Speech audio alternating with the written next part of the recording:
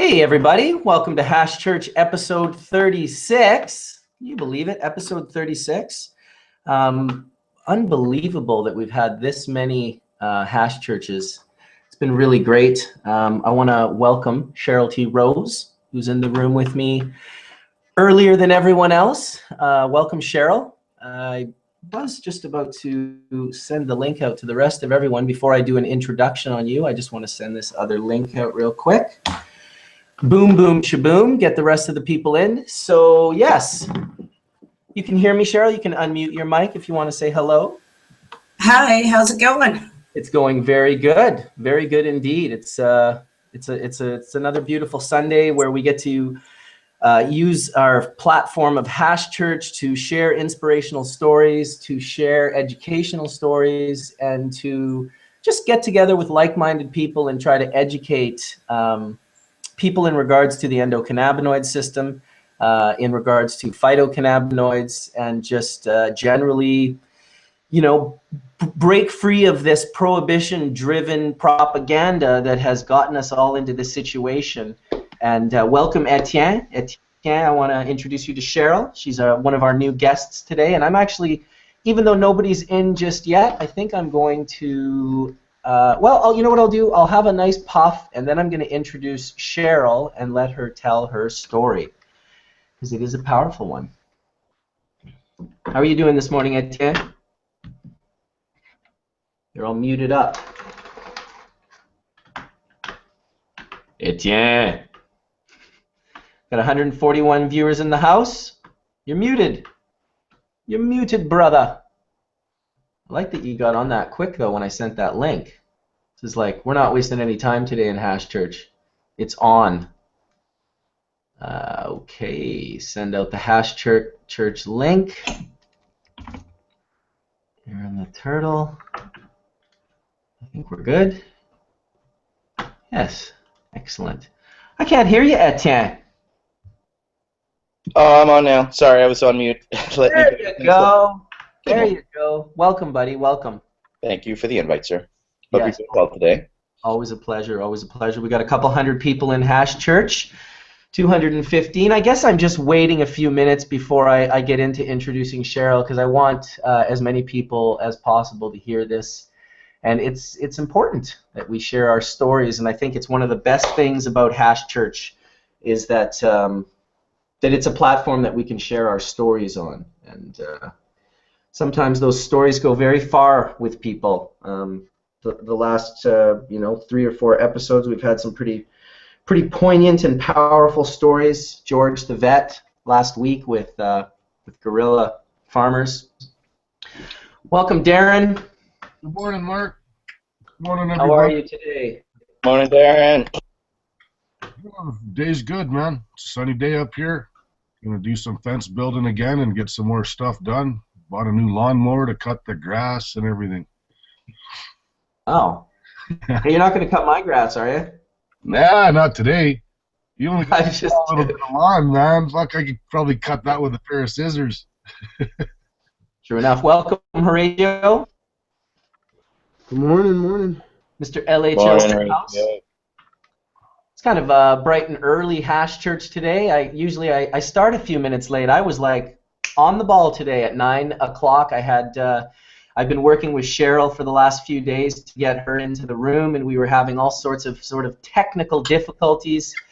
And once we finally gave up on her account and we went with Jordan's account, well, lo and behold, it all worked out. So, yeah, I'm going to introduce Cheryl here. And so I'm reading this from Jason Wilcox's website. He did an interview with Cheryl recently, which you can check out at cannabisincanada.ca, and that'll be in the blog sections, the interview with Cheryl T. Rose and the Haley's Foundation. So I'll just read the first paragraph to give you guys an introduction.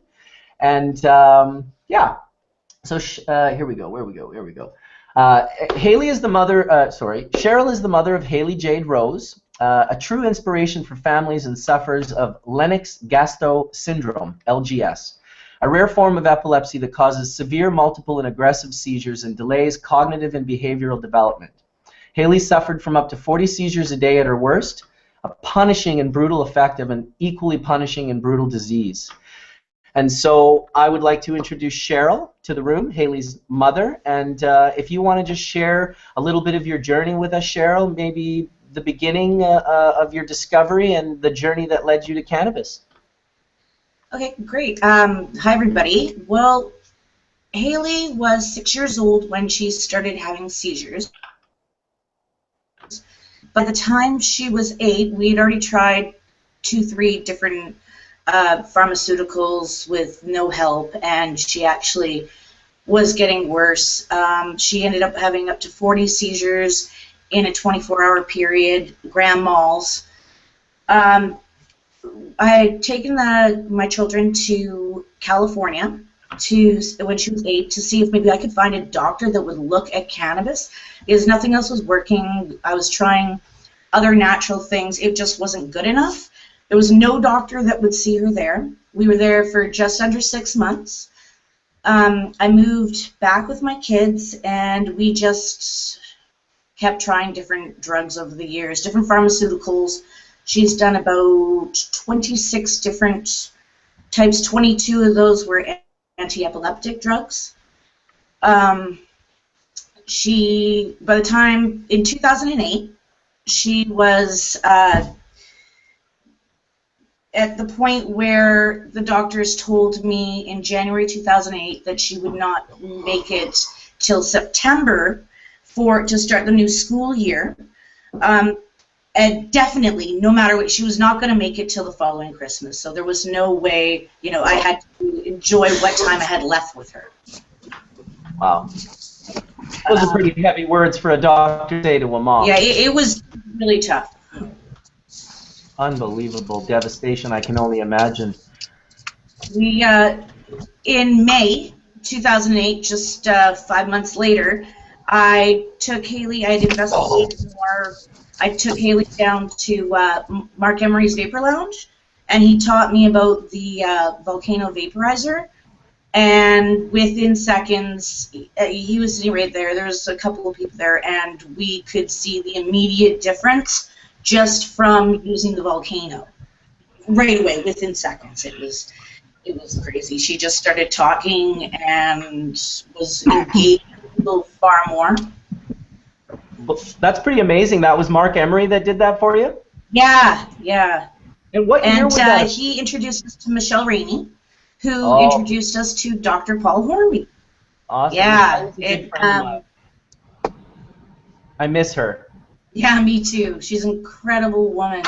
I wish I could have gotten to know her more than I did. Well, that's pretty cool that you got such a direct contact. It's interesting that it was the volcano, because the volcano was first brought to Vancouver in probably 03 or 04, maybe 03. And that was when I opened my first vapor lounge on Commercial Drive called the Melting Point. And I used to distribute the volcano, and they were one of the Michelle and Mark were all over that. They loved the idea of the vapor lounge, having vaporizers. And it's interesting to see that was probably just a few years later, 2 or 3 or 4 years later, that you would go into that store and have Mark Emery and Michelle Rainey. Those are, that's pretty legit for sure. So she began to, obviously you recognized the effects immediately. Oh yeah, definitely. Within 9 days of her starting it, we had met with Dr. Hornby. He was at the Green Cross Society at the time, and we met with him. We had been he was testing all sorts of different strains. He came across one that had high CBD, which is now known as Haley's Comet, and within 9 days she had started cannabis, switched onto specifically Haley's Comet, and I walked her into our regular GP's doctor that had, since she was like 10, 11 years old, and he couldn't believe, we had seen him 11 days prior, and she'd only been on cannabis 9 days. He couldn't believe it was the same person, and he had never signed for an MMAR patient ever. When he walked in the room, Haley was going, I'll never forget it. She was sitting there going, I'm bored, I'm really, really bored. And he just was laughing. The doctor was laughing. He was just ecstatic with the whole thing. And he was like, what happened? Tell me. And I explained to him everything that was going on and what had happened. And immediately got bored. And she's been on Halley's Comet and medical MMAR patient since then. Wow, very powerful. When you said that, I saw the Halley's Comet shirt right away, and it was the answer is cannabis happy. Cannabis happy. Yeah. Yeah, it did. It was amazing. Can I ask you something? Can I ask you a question about this? Did you find after did the medication, did you have to pick it up a little more, or was she getting used to it, immune to the medication, or is it still maintaining a good, like, everything that's given it to her? I don't know if that's clear enough. What I mean is when we take medications, and then once we start taking medications, we start getting used to them, and then some of those medications don't work. I'm just wondering if that medication, the Halley's Comet, has worked steady and hasn't varied off at all. No, what's happened is when we started, we used the Volcano. We immediately, Dr. Hornby got us giving her oral medication, right, decarboxylated cannabis to eat as well, and we found that was way better for her because it left a longer duration that she had to, eat.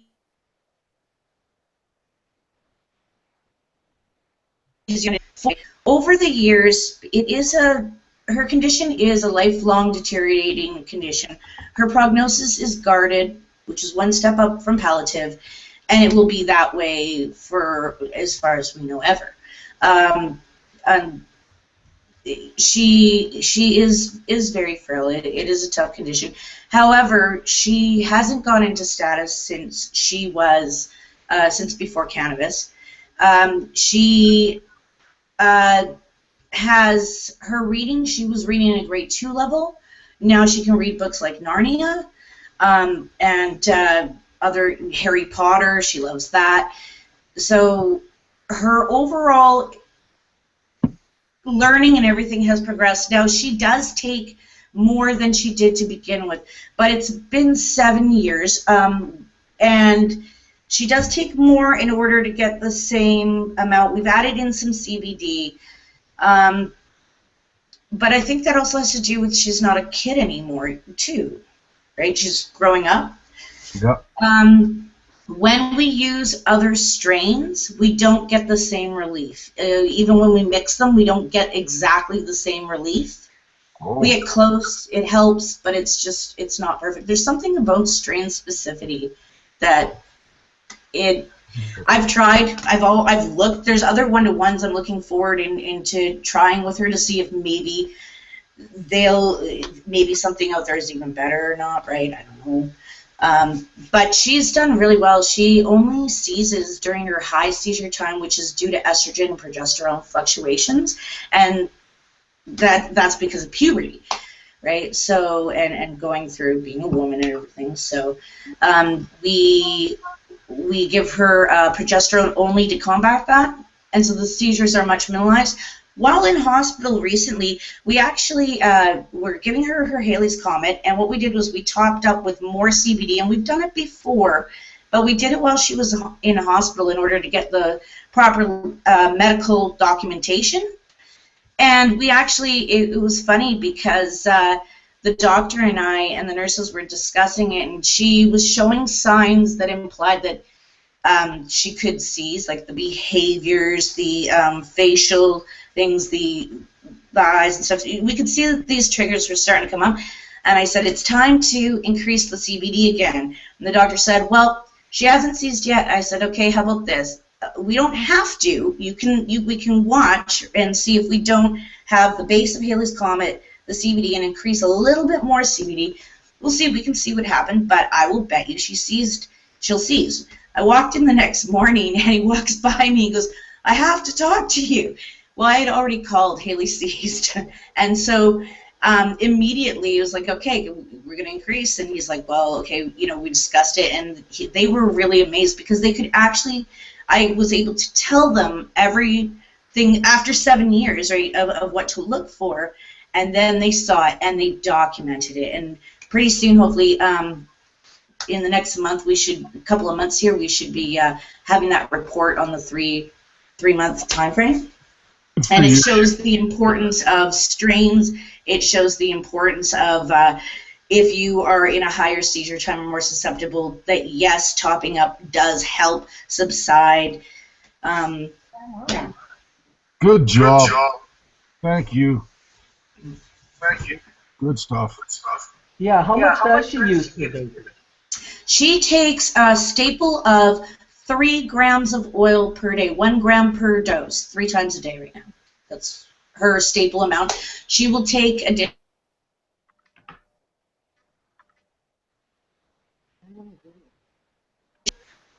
Just in her.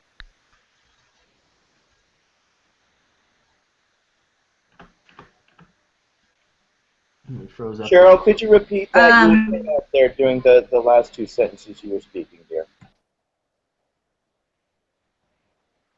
Yeah, can you repeat that, Cheryl? We missed just your last couple. She takes 1 gram of Haley's Comet oil 3 times a day is her staple dosing. She can have inhaled as much as she wants, but she only requests it due to eye pain, head pain, but mostly if she feels an aura type things, she feels off at all, like she could, indicators to her that she may have a seizure, she will use it for immediate relief. So we put the Iolite vaporizer in the school system in Vancouver in 2010 so that it could be used just like an EpiPen or anything, inhaler, it can be used right there and administered by the staff in the school. Is that oil? 3 grams of oil a day? The 3 grams a day is oil, is 3 capsules a day of Haley's Comet oil. The inhaled was actually, we had done it it was in bud at the time. Wow, that's like 2,500 grams a day. Split 1,250 a day. 3 grams of oil per day, yes. Yeah, 700 milligrams a gram. Yeah, her capsules came out, the test results came out at 32.5% CBD and 37.2% THC and 0.9% CBN. Yeah, that's 700 milligrams per gram, so that's times 3. Yeah. That's a lot. Anybody watching, that's a tremendous a lot. That's a lot. But yeah, Haley's always had a very large tolerance. Actually, even with the pharmaceutical drugs, she can take a lot of medication. What the problem is, we've tried to lower it. When we lower it, she actually seizes. So we're kind of, if we could get it to lower, that would be great. But is it activated or inactivated? It is activated. Okay. That tells you how safe it is, just for everybody that's watching. That's like almost 3,000 grams a day. Additional. That's a heroic dosage, people. That's a serious heroic dosage. Absolutely. Cheryl, I'll introduce you to Tony. Tony is from Colorado. He's one of the founders of United Cannabis and the Prana and the Act Now program. And so he's also helping many people over the years with different ailments. And in fact, Karen, I believe, who I'd like to welcome in as well, was one of the people that came to see Tony back in the day with an ailment that she herself had. So I wanted to welcome you guys into the room for sure, and thanks for coming. I see Tony's like at an airport or something. Yeah, I've been traveling this morning, but I wanted to make sure that I could at least chime in because I knew this today was going to be special between Haley's comment and Karen at the same time. Yeah, absolutely. So here's a question I had, Tony. Do you think that there would be? I know your specialty seems to be in the more of a micro dosing into the creating the profiles in a way that you can stack them and almost build the profile you require to multiple clonal models. Is that a way to get these doses down, or is it still certain people like Haley are going to require large doses because they have high tolerance? Yeah, so there's different programs. So the sublinguals are for microdosing. That's usually for children and adults, or somebody that's very sensitive to cannabis and very sensitive or very first starting out with it. But the capsules themselves, and Karen will tell you about the program she's on, it's completely different as far as cancer and things like that. We titrate up and titrate down, stacking, 4, 5, 800 milligrams a day, 200 milligrams a day, and it gives, really what it was about was giving that matrix grid and options for patients to, either throw the whole kitchen sink out of it or individualize it and target it. Now, I don't know what she's using for her delivery, but that was what we developed with the prana fat and those combinations of certain fats, and then also polarizing it and also keeping the pHs a certain way, as well as using the terpenes as modulators. I think that helps. You see the absorption rate. So I'm not sure what she's doing, but if she's just putting it in coconut oil, the body absorbs that in a certain way and at a certain pace. So I think the combination of everything else that's going in is probably helping keep those dosages lower. But everyone's going to be different. Depends on their condition. And it depends on what they're going through or what their ailments are. But a parent, somebody that is that intimate with her condition like that, someone that's close to her like that, sees her every single day, she's going to know better than anyone. She's able to monitor, Well, I like the fact that Cheryl saw the doctors actually, recognize and write that down. That seems to be a pretty big step in. In everything with the medical establishment, what I found from a very early age, before even my wife got pregnant with our first child, when I was researching vaccinations, and not to start an anti or a pro-vaccination rant, because that's a very sensitive nature, and that's something that each person has to decide for themselves. But what I noticed from going to these particular meetings, and they were from meetings that women who had had problems with vaccinations with their babies, and they weren't anti-vaccinations, they were anti the doctors not allowing the statistics to be written correctly, which was manipulating the statistic. So by not admitting that, potentially this baby had this problem from this vaccine, it allowed the statistics of the safety of the vaccine to be further pushed. And like I said, these women were not anti-vaccine in any way. In fact, they kept going back for more and more vaccines. They just didn't like the way how specifically, if it wasn't written down in a specific way, that the statistic of that event could be manipulated. And that's Here's something else to consider. Pharmaceuticals, they cause quite a bit of complications on the body, the liver, the brain, each system. And as you're able to get away from them, we don't know all the implications and side effects of what that's causing. So you're looking at cannabis as repairing it, and then Haley's in that situation where there's 2,000 or 3,000 grams, there might have been other things going on there, and it's required at this point to maintain those heavier dosages so that there's more repair going on. So imagine if you were taking hardcore opiates for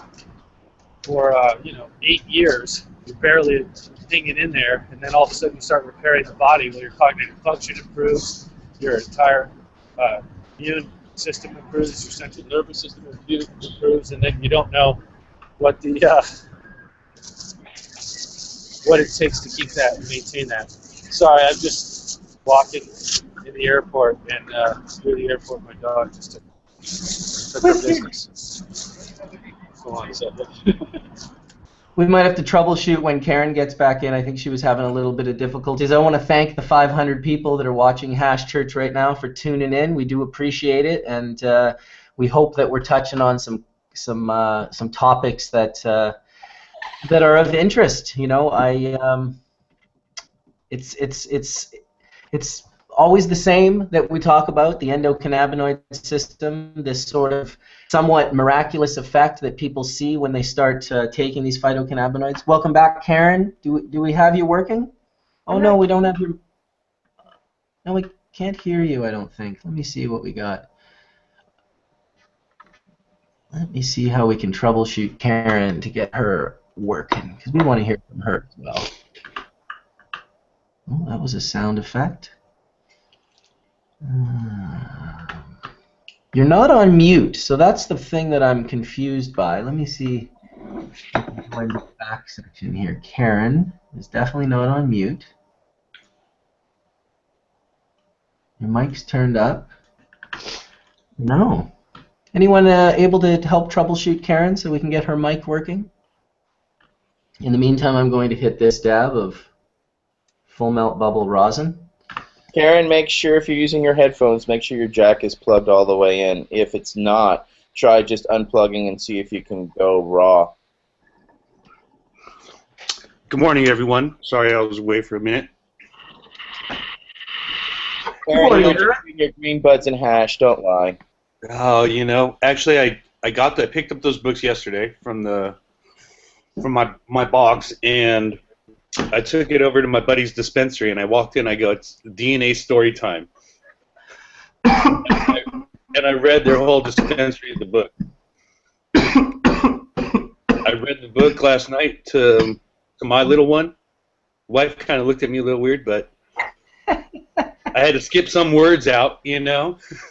But it worked really good. Yep. Green buds and hash. It's quite brilliant. Dana Larson. I gotta say, he did a really great job on that book. Green buds and hash? I think I'll take some toast of some potent Cuban hash. even the way he signs it. I will take a hit. I shall. He says to Bubbleman, "Thanks for all you do for green buds and hash." Love it. Very cool. Nice. So on the topic of hashish, what do you think is too high of a price? Because there's been some people complaining that, like, I know in Washington, a gram of Cuban growers, 99.9 goes for like 150 a gram, right? I guess it depends on what you're deciding the value on. The value used to be based on prohibition, so it was like, you could go to jail for 10 years. I'm getting 150 a gram. But then when you see women like Cheryl and Karen in the room here, what is the value of your health and your daughter's health or your son's health? What is the value of your life? It becomes a touchy subject. And do you do what pharmaceutical companies do, which is like jack the price up super high because they know how bad people want that? Or do you act in a more humane fashion and sort of try to, you know, is that a recreational price on that or is that a med? Well, I think the way I look at it is, normally people wouldn't get that stuff. Normally, wouldn't leave your house. Yep. You know. Dude, normally it wasn't even at anyone's house. How about that? Yeah. No one even used to have it. How is it when we're in Amsterdam? There ain't no sleeve stack or skunk dry sift floating around the shops. You know, I don't see a load of dry. I'm here in LA. I don't see any dry sift in any of the shops because if someone's making that shit, they're smoking it to their head because that's the gold at the end of the rainbow. Right. And for someone to say 185. But then it becomes a Schindler's List type thing, Aaron, right?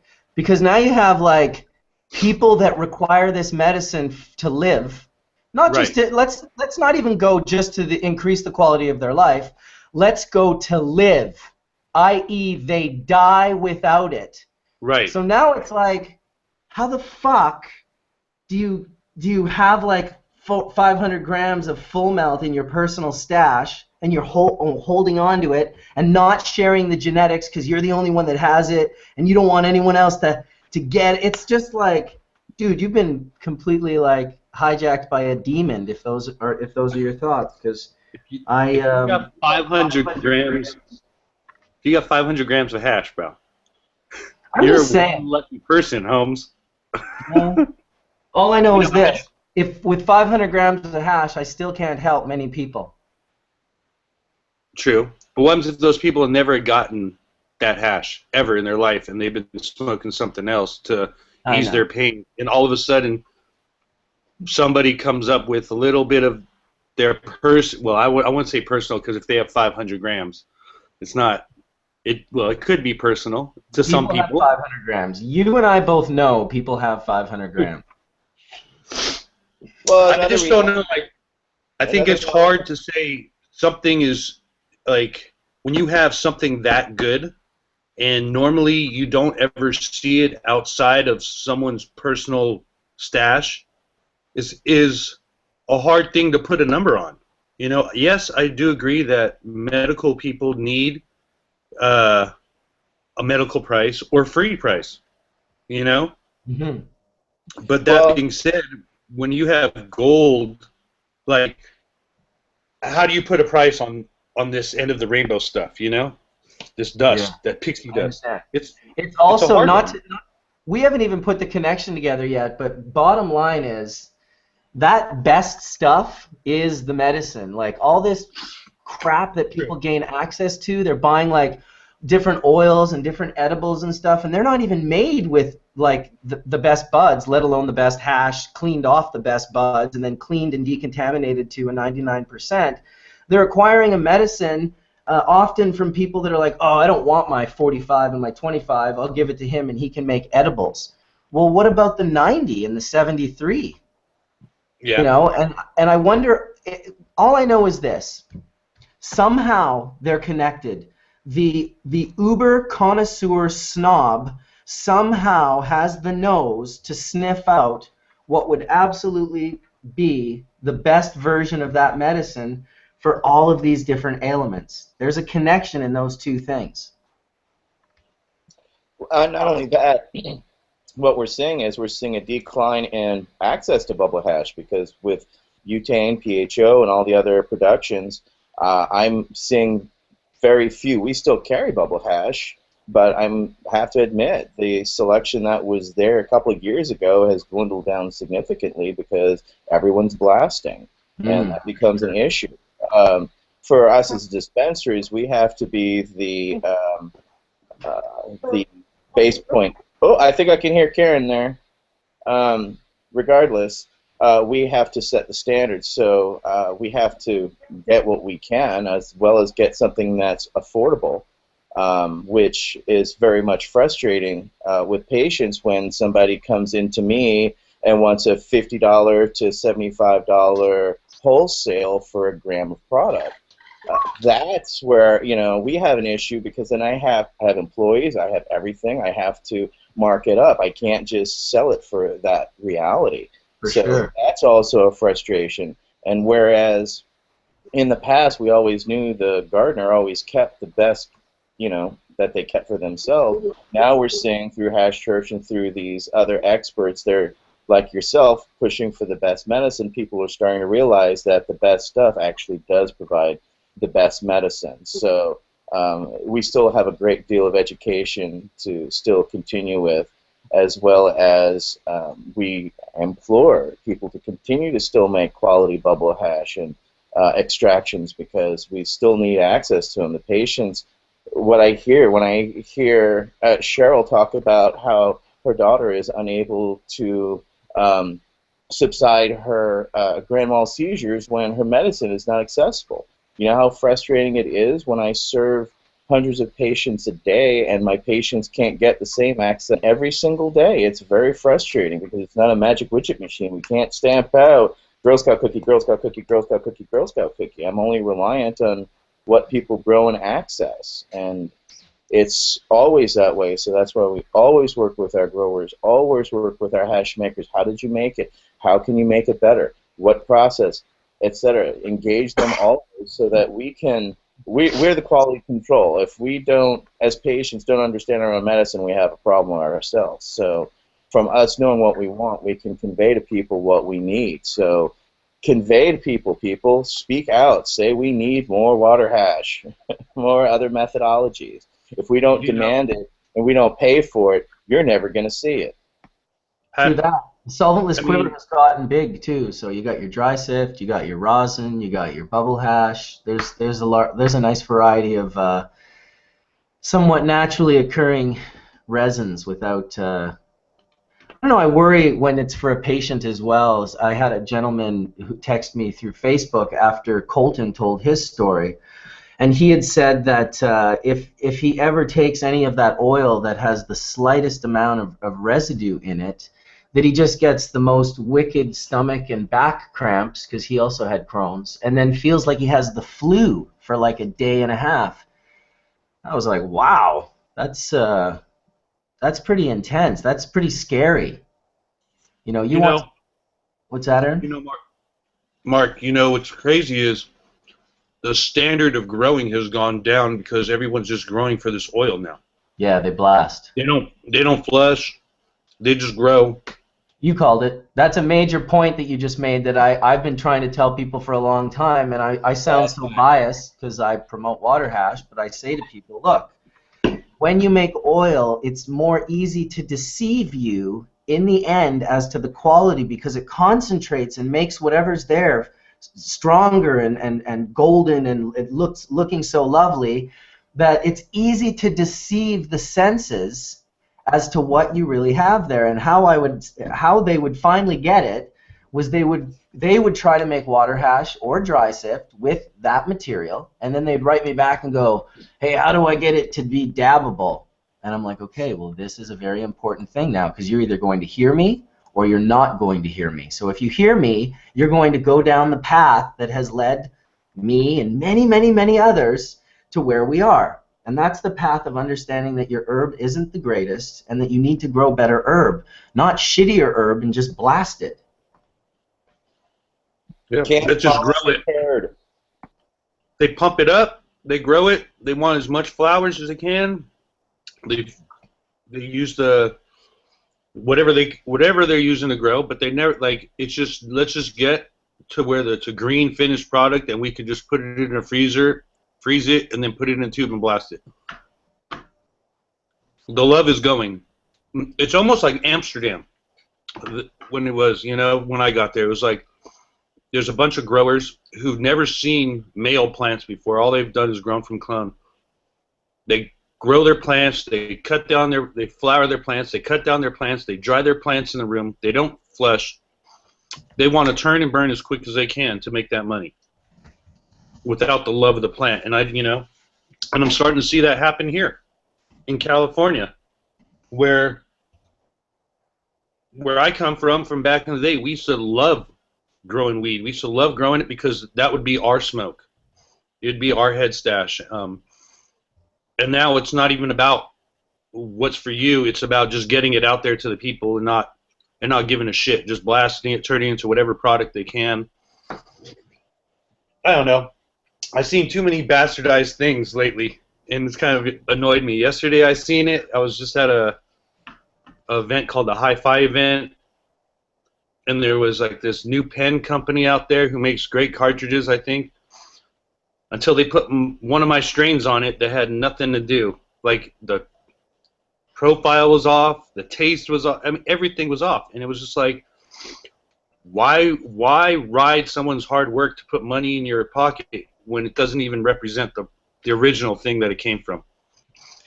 It's definitely seeming to be the big problem right there. Like I keep going back to the same thing. I don't really want regulations so much, but I want standards.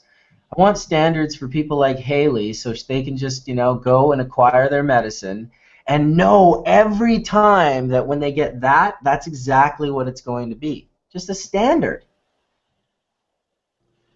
Well, Mark, you were over at my house.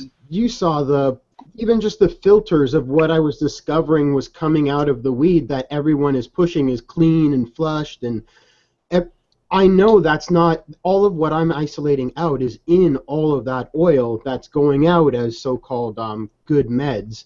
So, because nobody's isolating and filtering the way I'm filtering. So, seeing that array of the new, that new era of grower, it all burns clean, but it all doesn't filter clean in the way I filter. I've grown kind of disgusted with a lot of people who always carry that higher than now appearance because they can make their bud look marketable.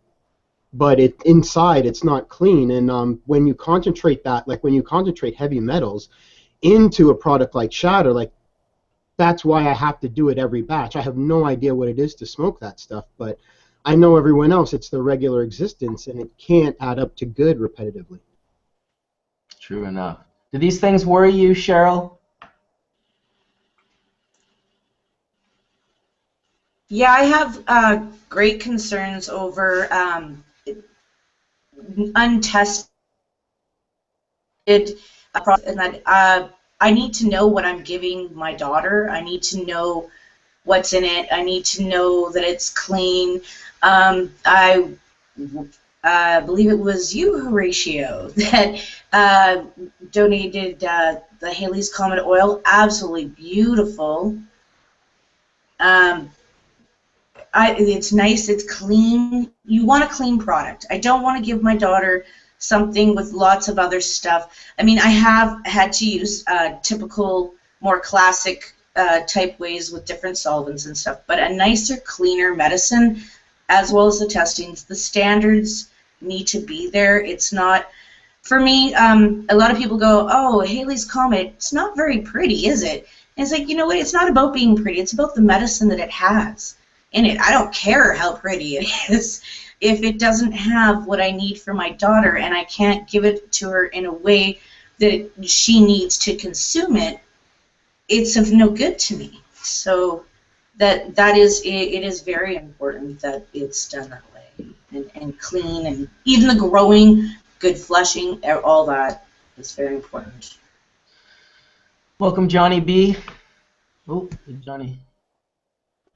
Yeah, I notice a lot of times the grower is really the big part. I mean, it depends on what the grower is doing, how good your hash is going to be. I wash for this one specific grower that I don't really like to wash his material for anymore, and every time it comes out, you've got green plant material. There's no hints of purple at all in the plant material, but the water is grape Kool-Aid. And that there is something in that plant that the fertilizer is just left behind, because there's not even a hint of purple on the plant material itself, which is the most bizarre thing. And it's got to be some purple juice fertilizer that they're putting on there so that they can make the plant look good, so it's saleable. And that kind of shortcut really shows in your extraction. You're going to find that purple stuff, it comes out into CO2 oil. We've thrown away batches of oil because it's not fit for patients because of fertilizers, because of issues like that we couldn't see on the material itself before we processed it. So yeah, that old migraine headache profile. Yeah. Exactly. It's like you're just smoking fertilizer at that point, And I mean, realistically, we're all smoking fertilizer. We're smoking whatever we use to make that plant, and I would much more prefer it to be organically based nutrients that the plant is taking up rather than some synthetic profile that gets locked in there. I mean, even that guy that had the purple Kool-Aid bubble water stuff from green plant material, he says, oh man, yeah, we flushed for 2.5 weeks on that stuff. We use this to flush, we use that to flush, all these chemicals we put on there to break down the salts in there, and some things just don't break down. And if you're flushing with a chemical, are you really flushing? Well, you got to flush that. That's another thing. People use these flushing agents, and they're like, "Oh yeah, I flushed my plants," but like, do they flush those flushing agents out? Those key lights that grab all the salts, and that's what they're supposed to do. Is they're supposed to bond to the salts and then wash them out. But like, really, you got to wash them out too. You got to flush. That's the whole meaning of flush. Water until your plants look ugly and they smell great, and then cut them down. You don't ever want to take a picture of your plants when they're been flushed for 2 weeks, bro. That's not like, I would never have a professional photographer come into a room that's 2 weeks into flush and expect some great pictures because. Hey, wait a second. Oh, come on. I'm about to Maybe just Mark can take some great pictures. Mildly school you for a second. No, this is what I'll say about that. The macro photography, that it can work with macro photography, but yeah, I'm not taking pictures at a distance, but I'm just talking about like intense, crazy trichome shots. Always good in like the last couple of days of the plant's life. Yeah, well, those macro shots are a different thing. You're right, Mark. Yes, they're different. That's all. They are very different. You don't even see you're not even seeing 1% of the plant when you take a macro. No, you're not. Yeah, you're not really seeing any vegetation. Macro. I just want to give a shout out to the R1C1 flash system. I'm sure Bubbleman knows about those flash systems. They are just clutch. It allows you to have a flat, kind of like a two-dimensional plane, which allows you to have the most high-quality macro shots possible. My photographer nerd buddy keyed me into that. Seeing how when you make solventless, the trichome heads will really show you what you're working with. If people overfed the material and you make pure 99.9% trichome heads out of that, it'll still be half melt, even if it's made from like OG that stinks for days. It'll still be it's not grown properly. Even pure heads. That is true. So it's so interesting, but then like and these guys were saying, you can just turn that into a solventless based product, and you would never have known unless you have the proper testing and regulation to back it. And when I say regulation, I don't mean government or corporate regulation like Steve Pill Labs or quality labs that can help test and regulate what goes out. And I know there was some interest in explaining the story of how the Girl Scout cookies came about, and we were just mentioning it a little bit ago, and I thought I would just chime in real quick. In regards to the Probiotic Farmers Alliance and my buddy Alan Atkinson, we are connected to the real Cherry Pie Kush fam. And it's not like the Cookies fam. The Cookies folks honestly don't even know what the cross is because we don't even fully know what the cross is. But we know that it's a Pakistani Chitral Kush. It's not an OG, it's the PCK. CPK, Cherry Pie Kush. It's the dominant PCK, Pakistani Chitral Kush. And that Pakistani Chitral Kush was bred in with the Cherry Pie Kush to make what we know of today as the cookies. And there was a light leak that created some selfed seeds on the Cherry Pie Kush, and it was moved through the rapper cats like Jigga and all those guys in the Bay. They loved it. They just couldn't. It was their shit. Honest to God, Burner, when he first got it, was eating Thin Mint cookies, is what I was told. And right when he got them, he was like, this is like Girl Scout cookies. And he wrote Girl Scout cookies up on the board behind him at his little dispensary. And that's Girl Scout cookies then. From day one, they found some seeds in it from the Hermie seeds and popped those. These seeds right here from TJ's stash, he took some of the same bud from that same light leaked crop and put them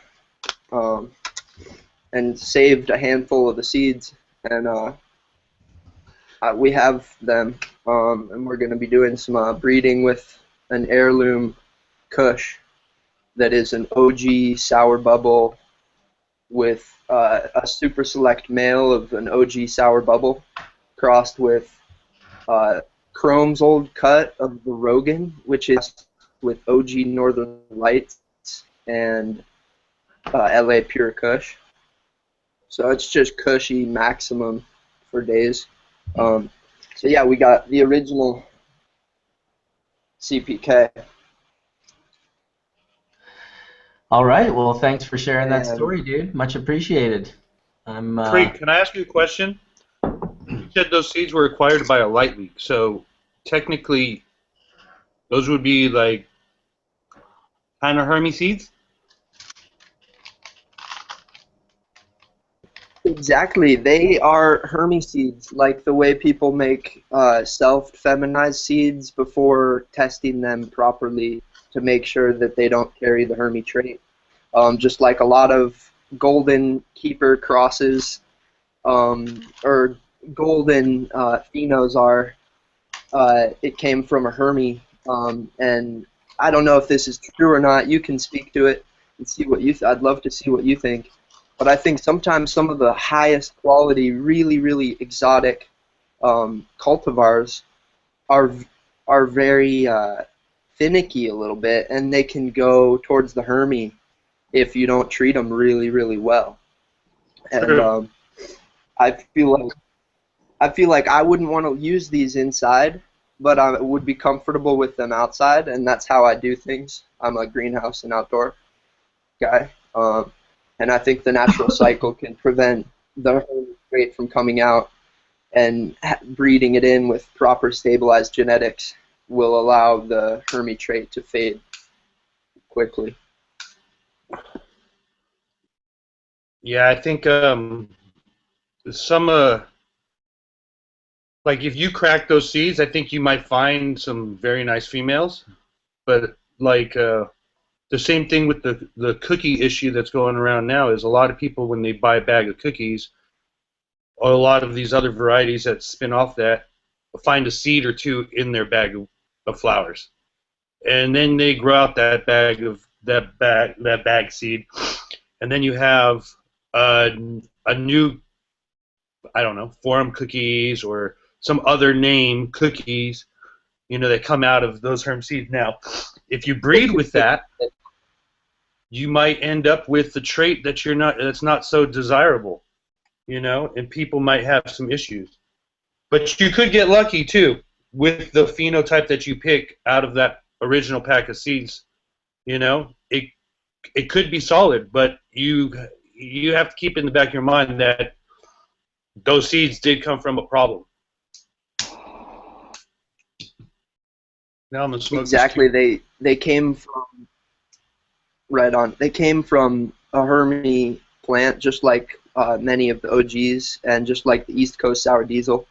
And I, with my crosses, my diesel crosses, the original diesel, the non-Hermy cross, which is the pre-East Coast Sour Diesel, and I try to use strictly non-Hermy genetics in crossing, and I feel like that I totally agree with you on that point. But I also feel like when you have a Hermy plant come out, if you're working with the first generation of those self seeds, and you're not using the self of the self of the self, like the Girl Scout cookies or the seeds off of Girl Scout cookies, for instance, you're going straight to the original cross that was high quality and there was just a simple light leak on it, then you can get closer to the source of the proper quality. Let me know what you think on that one. I'd love to hear. It was really hard for me to understand you. You were kind of breaking up during that whole thing right there.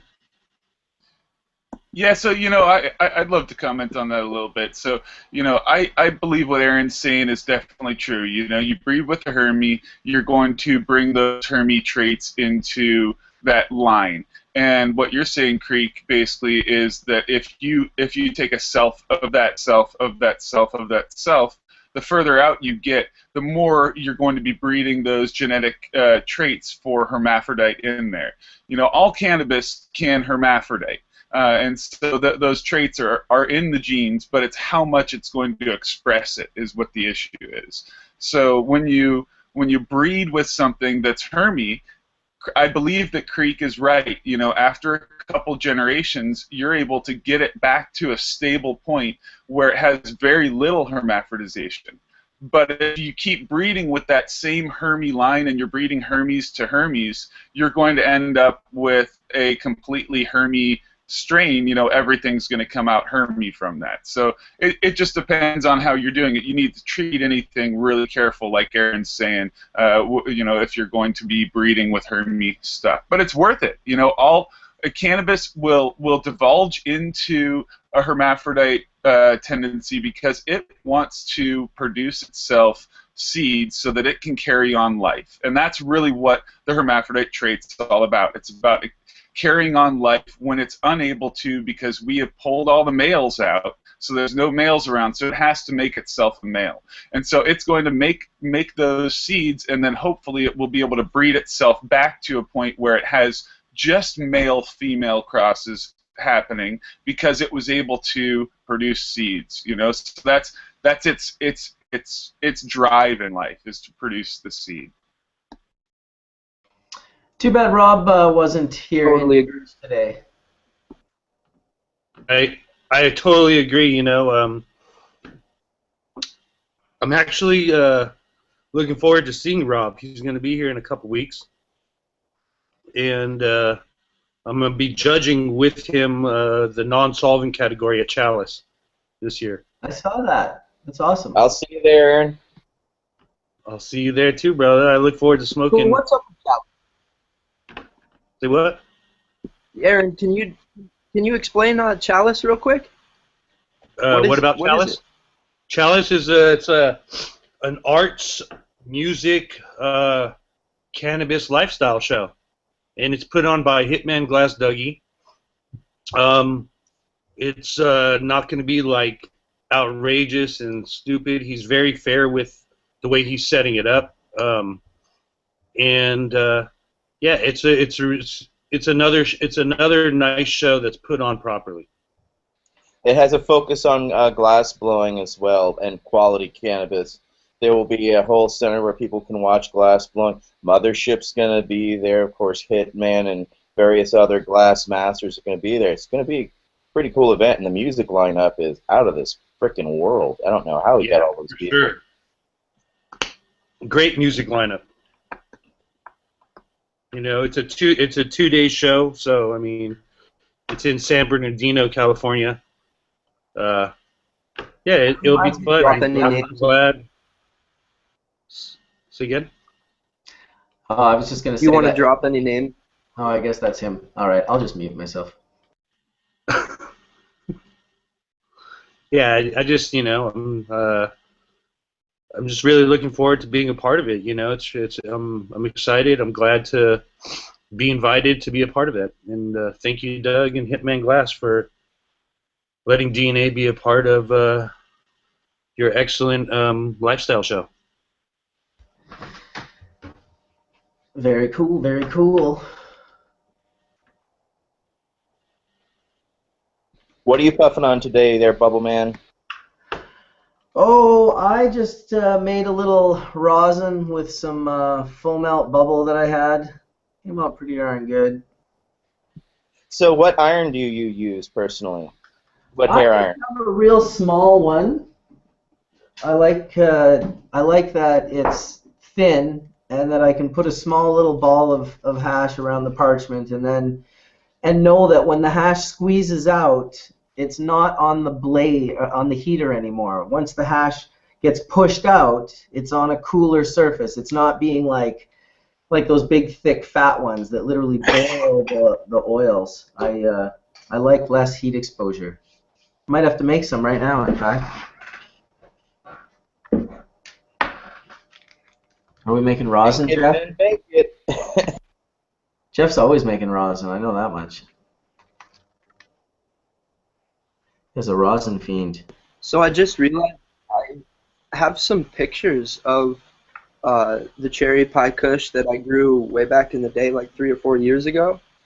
And it was in a league. I was, just a total amateur, and it was a little league, and those plants did not hermy and produce self-seeds, whereas many of the clones I had did. Many of the well-known big-name clones did hermy. So that's interesting to note. If you guys want to see some of the pictures, it is some of the best stuff, like the best cookies you'll see pictures of around this cherry pie kush. Seen some pretty nice cookies, man. I'm not gonna lie. It's like that. I'm not gonna lie. Bong rip! All right, D420K, take us through it.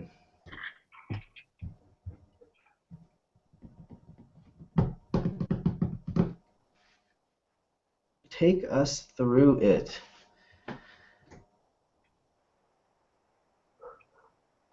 Hey, Darrin, what are you puffing on? On some rosin I made out of dry sift last night. A nice, some unclean dry sift. It's really kind of, it sucks that it's so easy now just to take the stuff that I have that I don't have to clean and just make rosin out of it. And I don't know. Have you tried making rosin, Cheryl, for your own medicine?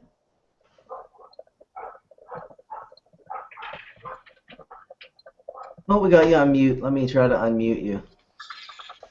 There we go. I've got the blue cheese here, but my personal favorite strain to date is John's Medikush. Nice. It's the only one I can all the time, and I don't have to switch to find a different strain. It's the only one I can use all the time, and I love that. So, yeah. Nice. And do you guys grow yourselves, or do you have to? I was growing Haley's Comet for Haley for a few years, but then we moved and we had all those issues with the injunction and all that, so we're kind of in limbo. Community has really come together for us over these last 2 years. It's just been remarkable with medications and preparations of it and all sorts of things. It's just, so if people are watching Hash Church and want to offer help, how would they go about getting in touch with you guys? Well, we're on Facebook, Haley Rose Foundation. I don't have a website yet. My email is ctrose72@gmail.com. And you can always contact us directly at 604-500-6436. Awesome. Great. Well, I know some people will be watching it. It happens every week, and if you guys want to offer some help, if you got some strains or some really high quality standardized medicine. I actually wanted to mention something that was really amazing that happened at VGH when Haley was in hospital. Please. On February 25th to March 5th, VGH General Hospital Pharmacy approved her CanaCap medications and actually had the nursing staff administering it to her in hospital, which they had to stop on March 5th because it technically isn't in their policies and procedures yet, but they are more than aware that all this stuff needs to be changed, and they are looking at it. So they do, VGH does recognize that medical cannabis is quite necessary for many different kinds of patients. And have you guys listened to Jonathan Spade was a young guy who was in here a few weeks ago talking about how he got insurance to pay for some of his cannabis. Have you guys got onto that yet? No, I actually.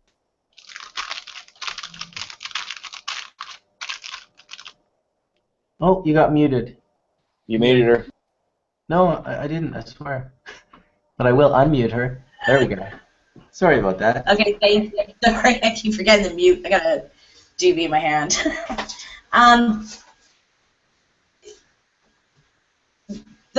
am looking into that. John Berfelo actually had mentioned that to me about a week ago, and I am looking into that. Except that right now, like, if the only places you can get Halley's Comet right now, if you don't grow it, is from compassion clubs, the different clubs in around the city. There's no LPs or anything like that that have it and are growing it, so it's. I'm hoping that if I can get coverage for it, I'm hoping that I can get coverage to grow it. I don't know exactly what all he. I don't know the whole story about what he actually got, so approved.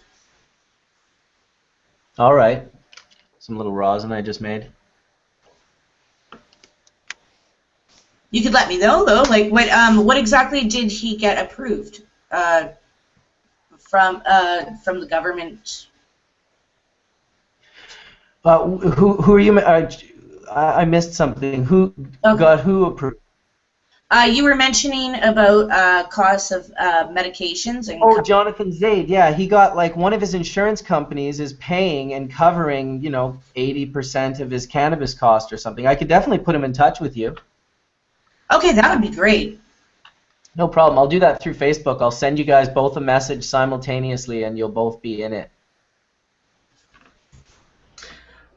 I'm going to see if this microphone works. Sorry, guys. I've been trying to get this working this morning. Can you hear me now? Hey, yes, John. loud and clear. Great. What up, John? Good morning, everybody. Hi, John. Nice plant. What is that plant? Well, this is the Halley's Comet. This is the plant that I've had since we first met Cheryl. And I've actually been keeping this plant alive for over 7 years. And once again, it's great to actually have you guys here, because one thing about this plant is it always auto flowers. It is being a pain, as Cheryl knows. She's nodding her head. This plant, I have been taking cuts from her and keeping her alive for 7 years, and it dries me.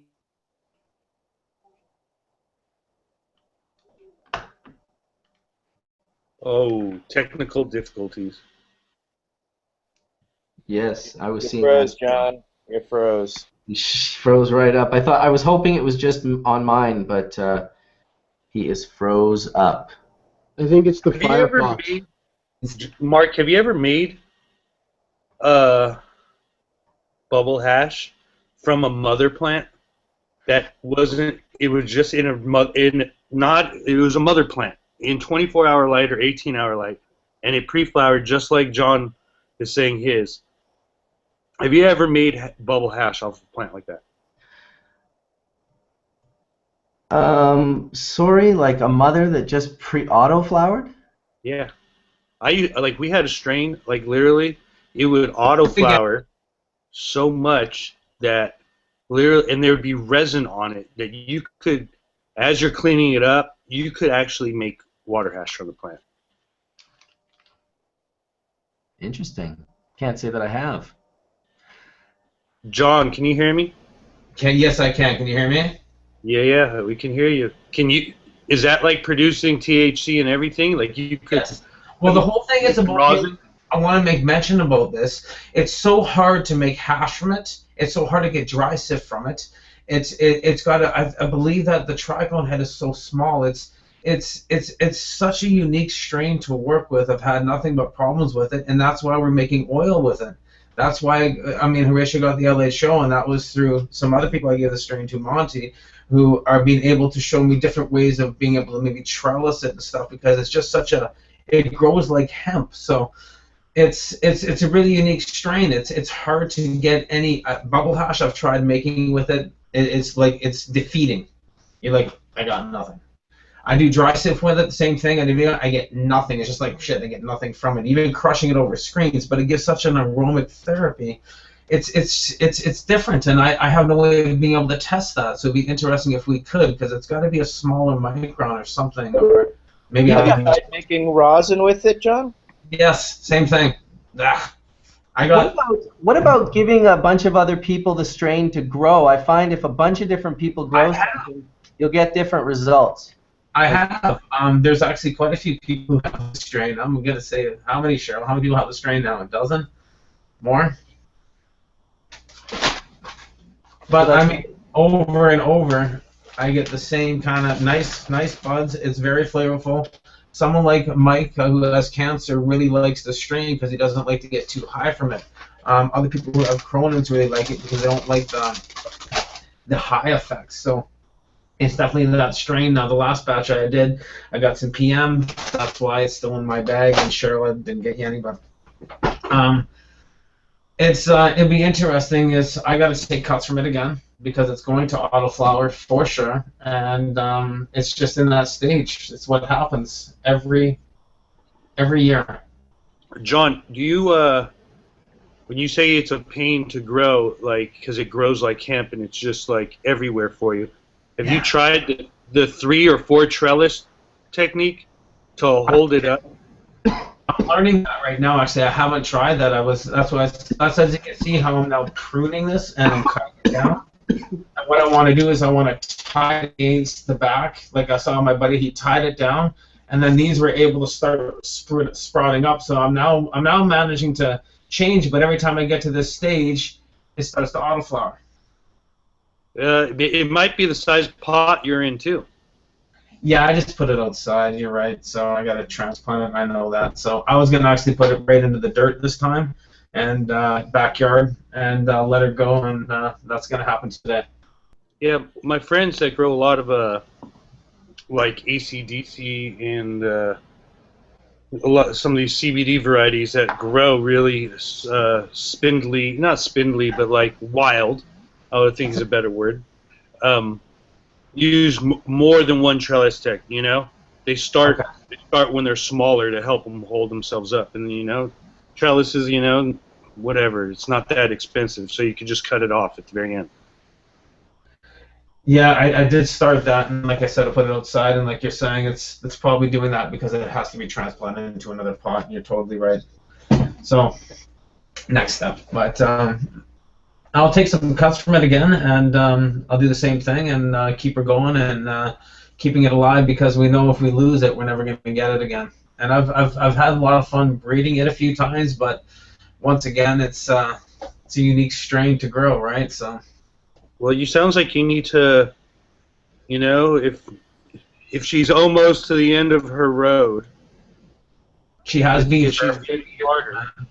It has been for a few years. That's the problem. That's why people been trying to work with it and stuff like that. And there's some other people who have it. So I started breeding with it. Well, just threw some pollen with it, mixed some males with some females, and just to try to keep it alive.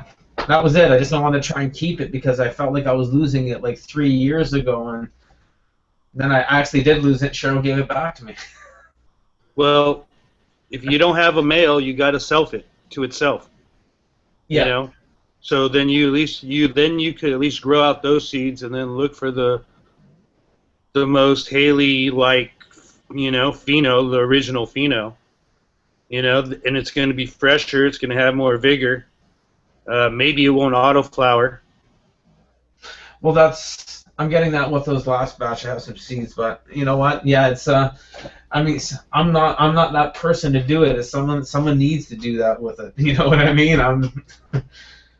But I'm definitely taking some cuts from it, and we'll go from there. And I know Mark does have it. I know Horatio has it. A few people have it out there. I don't know if Darrin's ever gotten it, but I mean, this strain, people don't like to grow it because it doesn't give the yield, but it is the most efficacious plant out there. And the people that do have it, I mean, they gotta work with it. And everybody likes to grow 1 or 2 plants to help patients out, but no one really wants to grow it because it's shitty yield, but it's amazing medicine. And that's just, we've got to try and get the yields on it so people would grow it, and that's the problem. You're smiling, Horatio, because you've seen the yields on it. You've got the last batch. It's not a big yielding plant at all. It's probably really shitty.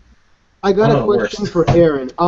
Now, in me trying to work out that conundrum of the yield, and its attributes that remind me of ditchweed tendencies, What have you seen in success rates for people who are trying to grow plants indoors that require natural sunlight? It seems like the hemp aspect in the plant demands an outdoor situation, and all of this gangly sprawliness is actually a light deficiency.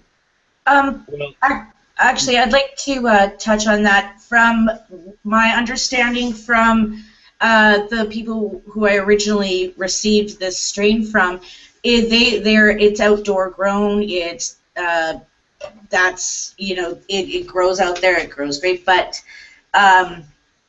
it is always like that. That is how it is. And there are multiple different people that do have it, that have tried all different ways, and it really does tend to be exactly that. And it is a low yielder. It's like between 6 to 8 ounces maximum. We're talking a huge tree to get that kind of a yield. So that's typical Haley's Comet. And she's finicky. And when I did a flower with her, what I did was I tested her. I was doing indoors with 1,000-watt bulbs, and what I did was I tested her from 6 weeks in flower to, I think it was 9-10 weeks in flower. No, sorry, it was 6 to 11 weeks in flower, and what came out as perfect profile was at 8 weeks cropping. After that, we actually saw the deterioration of the CBD, and that through test results, right? I wasn't looking at the trichomes or anything like that. I was just going along with what the actual test results were coming back showing us. So that, for me, is kind of interesting. Outside, it grows differently, obviously, and it gets really purple. It tends to get purple at the end of the year. So, have you ever found the outdoor crop to be more beneficial for Haley than when that crop is forced to grow indoors? Actually, I have comparable chromatographies from the people who originally grew it outdoors and an indoor grower, and I have other test results with the same product from other indoor growers and that same other indoor grower as well, like multiple of them. And outdoors was still the first year that we received it. Outdoors had the absolute best chromatography. Only I haven't gotten all John's or many other growers, right? I just have certain growers that results, but. That's why I mentioned when I cropped it at 8 weeks, the test results showed at 8 weeks was the best for the ratio of the THC and CBD. That's when it was highest. After that, it just started dropping, but that was the max. It was around then. But outdoors was great. I would love to see it flourishing in greenhouses and just free, because it really is that kind of a plant. Was that 8 weeks indoors that you were testing them at? From 6 weeks to, that was all yes, indoor test? In flower. 6 to 8 weeks in flower. 6 to 11 weeks in flower, and 8 weeks was the perfect chromatography. Have you done that with outdoor plants? I missed that. What? Have you tried that with the flowering outdoor plants once flowering starts? No, not yet. We will probably be doing that, getting samples done throughout this year, most likely. Yeah, but we had not. We haven't done that. It just I had the controlled environment and the ability to. So. Right. That's why I have a question. Horatio. What? Real quick, Mark. Sorry. Real quick. Sorry. Horatio.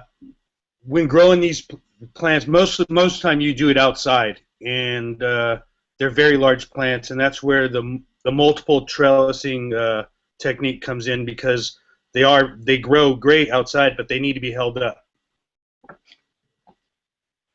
Go for it, Mark. Thank you. I just wanted to know if it was a particular island in the Gulf Islands that strain came from originally. Nanaimo. I had this strange. I heard a rumor that it was Texada, that the plant had relationship to Texada time warp. Yes. And Yes. that's when I thought, well, maybe it's because it's been bred with hemp to get that CBD in it that we have these problems indoors. But Tuxedo Time Warp is also a true outdoors plant. I was sitting in the lab with Dr. Hornby when Franklin walked in, and he came from that when he was growing in some valley, and he brought in this weed to have it tested, and we put it on the HPLC. And we were both watching the CBD go through. Paul got all excited, and this guy actually started crying. He didn't know what was going on. It was quite amazing. And Cheryl, then it was like the next day you walked in the door. It was just the way everything kind of happened. But that's what originally was grown in a valley, and the guy was talking about it. He had just brought it in and knew we were doing some testing, and people really liked the strain, and it just all started from there. And it just kind of, over the last 7-8 years, it's now starting to get the recognition that it's really, truly needed, because what Paul was saying right from the beginning, how much this strain is going to be, is truly a medicine. And we see that with Cheryl, we see that with Haley every day, and even with Lauren and some other kids that I deal with who have the strain. It's good medicine. I think it also would have started a little before that, because that's why I like to follow the history of the plant back, which is like, where did he get it from in the Valley of Nanaimo? Did he get it from the guys on Texada? I ask because I have a lot of good old buddies that are the old school farmers on Texada that grew that strain and did like an exceptional job at growing the Texada Time Warp. They haven't seen it themselves in some years. Not many people have it anymore. Well, he initially did say it was a Texada Time Warp.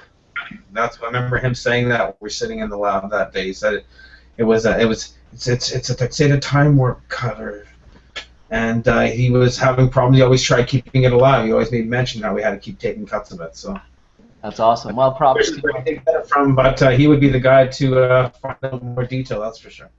Well, maybe he's watching Hash Church and he can let us know, because what a great way to follow the history of the strain back and maybe secure, a different version of it before it got crossed, or the plant that it got crossed with, something that may be of a value. I'm a kind of firm believer of stacking. I love the idea of stacking. So if one strain isn't doing it, then find a variety of strains to build that profile that is best for what's ailing you. Can you guys hear me? Hey, welcome, Fletch. Hey, how's it going? To elaborate kind of on the autoflowering trait with some mother plants in particular, so the pure Malawi, that's from Jeff, and a big Sir Holy weed that I've had for 10 years or more, and we lost it 4 years ago, and they all had that same trait of particularly autoflowering, especially when it gets root bound. I also grew a bunch of Texada Time Warp Cambodian, a bunch of Vancouver Island stuff, because 10 years ago, I was considering moving up to Vancouver Island, and I went and visited with Reefer Man for 10 days, and I was just kind of looking around and checking it out, and I ran Cambodian Time Warps outside up here, autoflower trait all day, and it wouldn't surprise me in the least now that I've seen and experienced like high CBD varieties that I never really knew what they were previously. I would wager to guess that a lot of those Cambodian Time Warp stuff that I was going through, some of the outdoor up in Stossel Creek and all these other spots in Washington, they just were like very unique plants with completely different than everything else I was growing, which is probably why I didn't keep any of it. But it was distinctly different type of plants, type of resin, type of calyx structure. Everything was pretty different about these plants. Yeah, equatorial, tropical sativas. Yeah, and hybrids that had been, developed on Vancouver Island for the early finishing traits with long summer days. I mean, they're picking for early flowering, but what other traits also come with all that selection as well? For sure. Well, it's great. Once again, that connection to the head, back in like the 70s, just like selecting all these plants and growing them for his head, and then fast forward to many decades forward where Haley could be using one of the strains as her medicine that works the best for her. Yeah, it's hard to know sometimes when you're breeding or working with any kind of strain what type of results you may come across, because this plant, it's pretty, you know, as we can see with all the strains, the different ratios. I mean, this plant's amazing. It'll do almost anything on its own, whether you even try or not. I mean, the majority of the clone-only strains that we have today are from it preserving or pollinating itself, not a act of, you know, someone actually doing it consciously. So, you know, this plant breeds itself into winners without us even necessarily trying, other than just propagating it and continuing to grow it and enjoy it. And the plant preserves and modifies itself practically. Absolutely. I was going to say last year I did a little video and it was the Halley's Comet crossed with the Northern Light. It grew to the middle of November. I just kept letting it go. It was able to withstand the wind, the rain, everything, once being an outdoor strain. It does so well outdoors. But on that note, just making mention how it's great outdoors. Yeah, the Big Sur Holyweed, the Pure Malawi, all of those are, you know, anywhere between, you know, middle November to New Year's Eve type finish. So, and that's in Northern California. I don't know about up here, but I remember that Malawi. It was like mid-January before that big one got pulled down. Down in Tahoe. The one that you could hang out under and read a book. It was like had a canopy at what, you know, 5.5, 6 feet or so. So I think it was a 10 or 12 pound plant, that Malawi. No, it was insane. It was the size of a VW bus, literally, like just this giant mammoth thing. It was. I have some pictures of that plant, Jeff, from I don't know whatever that was 10 years ago that I was taking, and I have some nice like close-up bud photos with the background with the praying mantis hanging out on a big Malawi cola. Pretty cool photo. You know, I heard this like, you know, 5-inch praying mantis zoom by my head in the garden, and it just lands, boom, right in front of me with my camera, right on this huge Malawi cola with a perfect background of like, you know, Central Valley, California, looking down towards Sacramento, and it was just, you know, I have some good old pictures from that. It was really fun.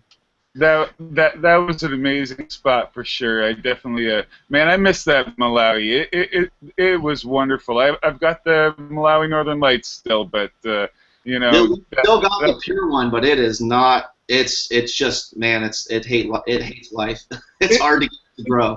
It's hard, man. It's like every 3 weeks you have to pull it out of its pot, rip its roots off, and repot it with fresh soil around it, or else it's going to continue to flower. Yeah. You know, you got once it starts to flower, you just got to cut all the flower out where it starts to flower and really transplant it. And it takes a lot of work to maintain that thing, and you know, I went on vacation and it didn't get maintained, so that's how I lost it. Yeah. You guys remember the Mullumbimby Madness from the sure. Madman? They had a bunch of different. There was the what was his name? Fett and all those guys that were making like the those Mullumbimby crosses and all kinds of crazy Australian crosses. There was also the ABC, which was the Australian bastard cannabis. Just recently, I saw Hive at CannaCon. Like, really? Yeah, believe it or not, and met him finally. And I mean, Hive's one of the original. Before dabs. Yeah, and he had a bunch of hybrid leaves, because now that we have all these labs up here in Washington, I have also another friend that works in one of the labs here in Washington, that, you know, we want to get the ABC tested and see what it is, because it does hybridize fully with any regular cannabis plant. So it's obviously the same species, but, you know, he showed me this sandwich bag of leaves. I think it was ABC BX1. I can't remember what the outcross was. Just straight, looked like some weird. It didn't even look like weed at all. You know, these little tiny, like $50 sized freak leaves that don't even have serrations. They're perfectly smooth. I mean, this plant's absolutely amazing in terms of what it can do, how it has survived, and, you know, what it pulls out of itself. I mean, I haven't seen the test yet from that ABC, but it'll be really interesting to find out. Isn't Duck's Foot from Australia also?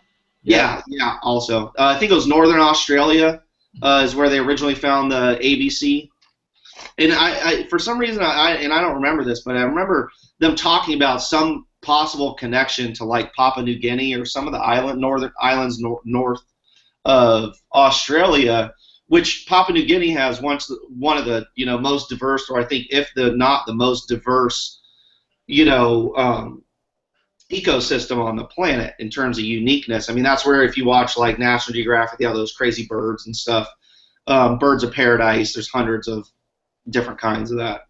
Anyways, it'd be really interesting if it like was some adapted strain from, let's say, Papua New Guinea that, I don't know, just completely different genetic stock and material than what we're seeing. Yeah, that reminds me of Wally Duck from back in the day. Yeah, he had tons of cool pictures. His name got brought. High Times called me and it was like, does anybody have access to get a hold of Wally Duck? Because he wanted to know about duck's foot. Really? And I was like, I thought he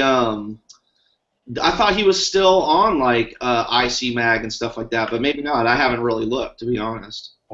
I've been kicked off of there for almost a decade. You're probably not missing a whole lot. So my friend, I was gonna say my friend Brent just showed up, and here's this Haley's Comet. It's been kind of cured for about 6 months. In the beginning, he never liked it. The first thing he said, not knowing what it was, it's tasty. It's tasty, but he doesn't get a high from it because it's got really no THC. But it's so good. But as the cure went on, it's so tasty. It's amazing. But it's one of those. I just want to make mention of it. How he realized the difference of it. How tasty it was 6 months later. I really enjoyed it, but yet he's not getting the THC high that he's really looking for. So we're gonna move over to doing some rosin dab. I'm a real lightweight actually, and I just had 4 big puffs of that, and I don't even feel much of a buzz. And he's a medical patient in a way. He uses it for anxiety issues and stuff like that. So he likes certain strains, and this is one strain that does it work for you? It might lower the anxiety level, but I like the euphoric state as well. There you go. Just want to mention. Hi guys. And to go back. Oh yeah, go ahead. I was just gonna say I've known him for 25 years. He kind of knows me really well, so he's always supported my medical marijuana use, and of course he's became an avid patient himself. But anyways. Going back to the duck's foot strains, though, I grew out a bunch of those. I grew the duck's foot blueberry by Wally Duck. Really unique strains. Granted, everybody's trying to say that's NOG, and I couldn't argue more that it isn't. But I mean, the plants aren't even remotely similar. The same thing with like the whole. What's that? It's the OGKB, bro. Dude, totally. Duck's foot leaves, all these things. It's got to all be the same strain. This plant's not capable of it. No, but I mean, it's completely different looking type of leaf pattern. I mean, it's almost like a maple leaf. The same thing with the Hawaii webbed indica. I grew a bunch of Molokai Frost Hawaii webs, and the strawberry web was a cut that my buddy and Hana used to grow a bunch. Granted, you bring that thing inside, and it'll just hurt me like crazy. But outside, the strawberry web was fine. And I had a lot of the same experience with duck's foot crosses, just a lot of hermaphroditism in it. And, most likely because the plants were bred outside most of the time. So you have to reselect for traits away from any kind of Hermy traits for better indoor performance under lights. And that goes back to what you guys were talking about earlier about, Hermy strains inside, outside, how they have a less tendency to show the characteristics outside. There you go. Boom, boom. Just cool old strains that, not many people talk about anymore. Well, they should be talking about it. My goodness, don't forget the old strains. Well, if they're all dead or not preserved, it's hard to know. That's what I always talk about. A lot of the cannabis smoking population is between the ages of like 20 and 30. Not the majority of it, but a lot of the people who are very active, let's say. And if that's true, then every 10 years the populace changes to a certain degree. Some people keep smoking, but a lot of people kind of fall off. And how's anybody gonna I started smoking weed in like 2002. So how would I know what good weed in 1992 tastes like. Unless I had someone that's older than me, show me what's up. And you want to take this one, Aaron? It tasted great. I'm sure it did. That's what I'm saying. I'm sure it was better, probably. It tasted great. It's funny because I'm meeting with one of the 5 guys that today who's behind the whole OG Kush thing. There are a few henchmen. There was a dude named Josh D in Florida who passed the cut to this dude Matt, and Matt brought it into California, and it was passed to another couple guys, and yeah, it's the weed in '92 is great, bro. And before that, there was times where it was great, and there was times where it was really seedy. In those times where it was really seedy, I have to say, that's where I grew my first plant. With those seeds that flew out the window and ended up on the side of your house, and then all of a sudden, one of your friends was like, "Dude, you got like 20 ganja plants growing underneath your window?" And you're like, "No, I had no clue." And those are the very first plants, bro. You're like, now I'm a grower. Olympian, bro. Yeah. That's how DNA got started, man. From those seeds. From those seeds I threw out the window. That's the P1 stock right there. Yeah, it's funny because, like, being in Amsterdam, you're friends with, like, Ariane and Dairy and all the different seed companies. And so I joke with Ariane because he names, like, he's got his own strain. He's got Ariane Hayes 1, 2, 3, 4, maybe 5. I don't know how many. I go, is that how many seeds germinated, bro? All you got was 5?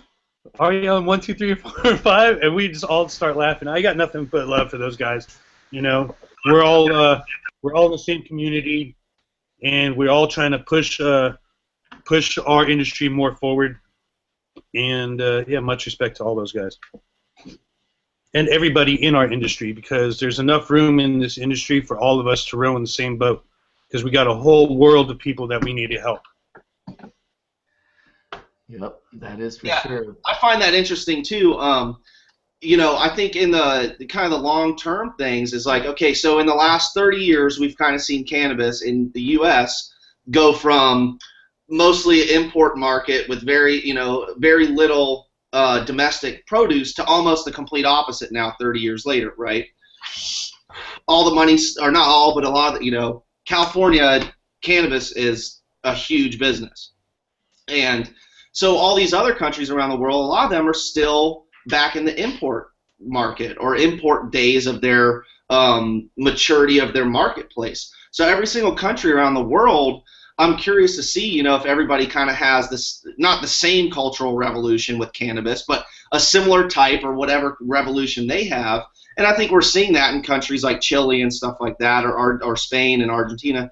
And not that they're behind or anything, it's just a different maturity of the marketplace, whether it be medical, recreational, or whatever purposes. The culture moves with it, and as it does, availability becomes more people become interested, the quality goes through the roof. I mean, like you're saying, it was less than 20 years ago, or 20 years ago, you'd get good weed sometimes, and you'd get shitty weed sometimes. I'm pretty sure you probably don't ever see shitty weed in terms of, like, bricked up. I mean, how many people are showing you complete dirt nowadays? I doubt very many.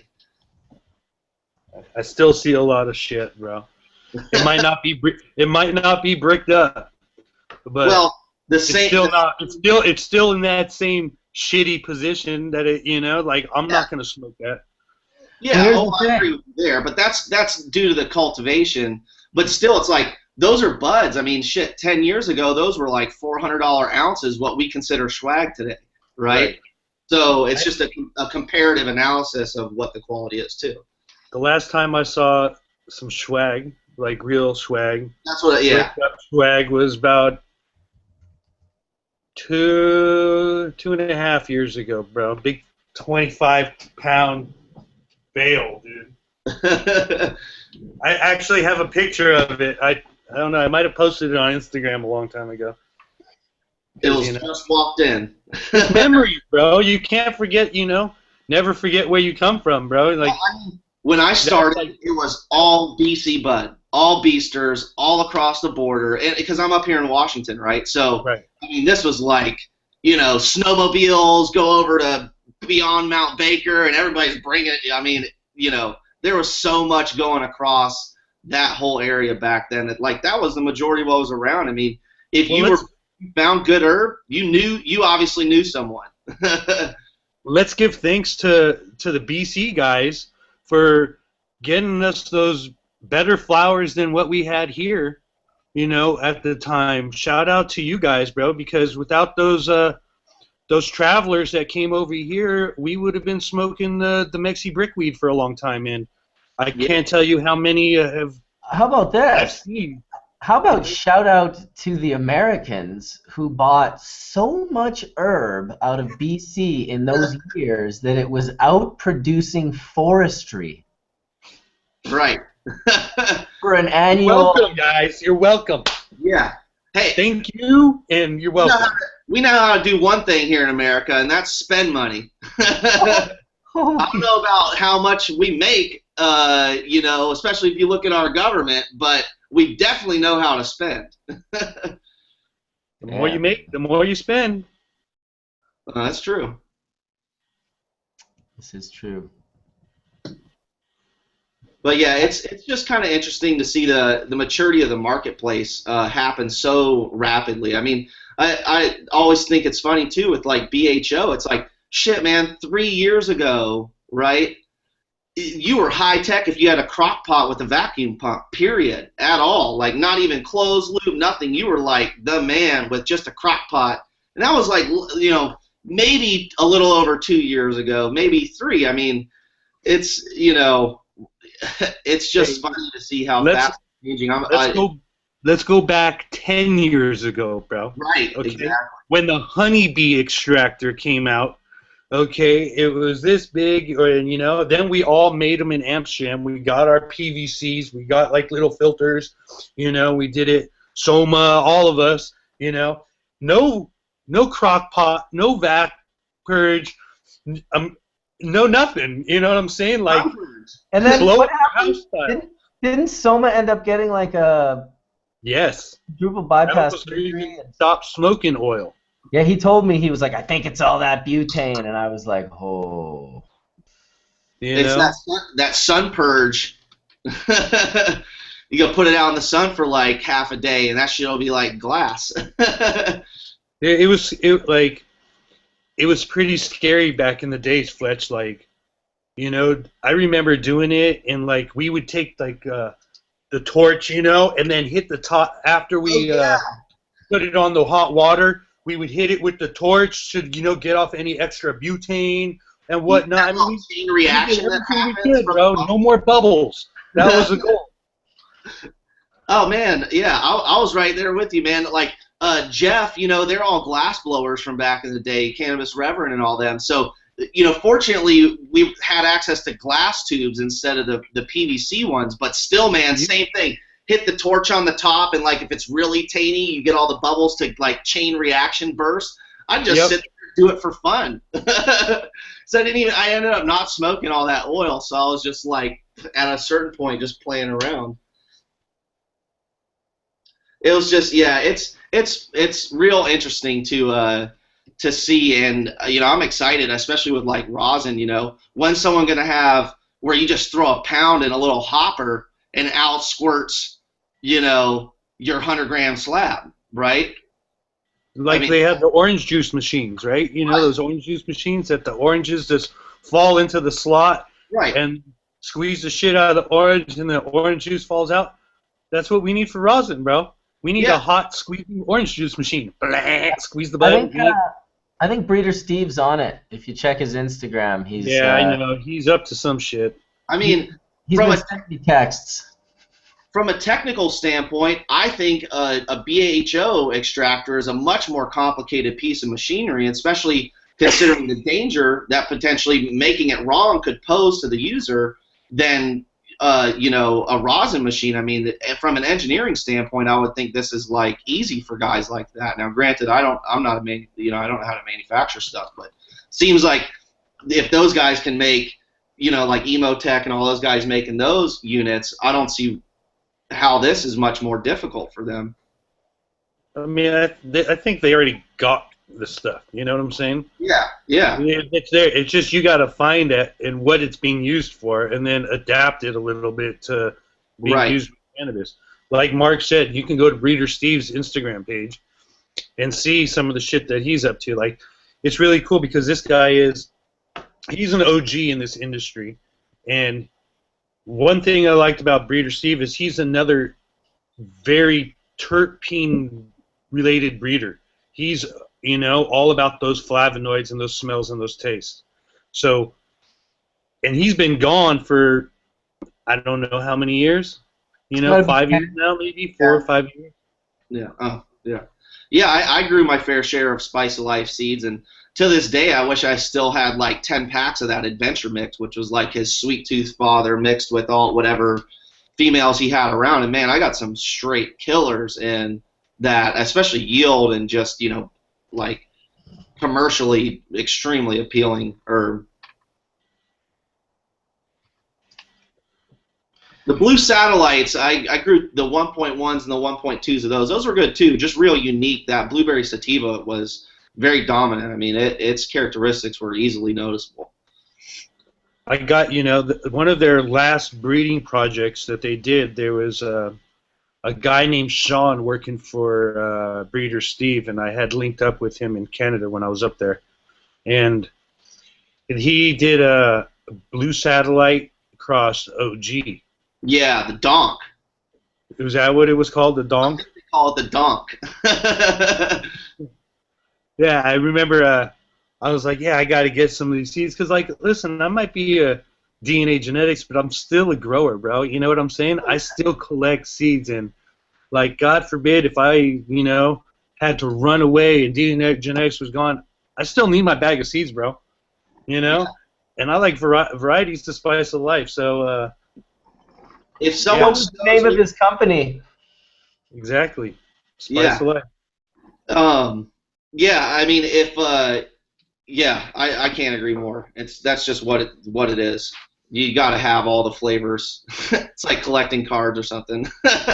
Once you get hooked, you got to just keep collecting. And if you once you're done collecting, you got to start your own collection. Well, like you're saying, from your own. And if anytime anyone shows me an awesome bag of weed, you could tell me there's anything in it, right? Anything at all. Any strain, you could tell me it's the swaggest of the swag. If I really like the herb it came from, I want seeds from it. You know, the name means nothing when quality is there. Where the fuck are you now, Tony?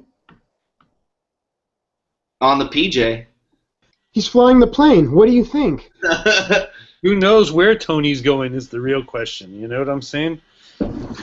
Like, this guy is supposed to go to Spain. In Barcelona. He was going to end up in Madrid, like 700 kilometers away. But it looks like he's sitting. Are you on a bus, bro? I'm on a fucking bus. I'm your driver. First off, anyone going out Petaluma stop, he calls our taxi, so I'll pick you up in Petaluma. Dude, I forgot my laptop.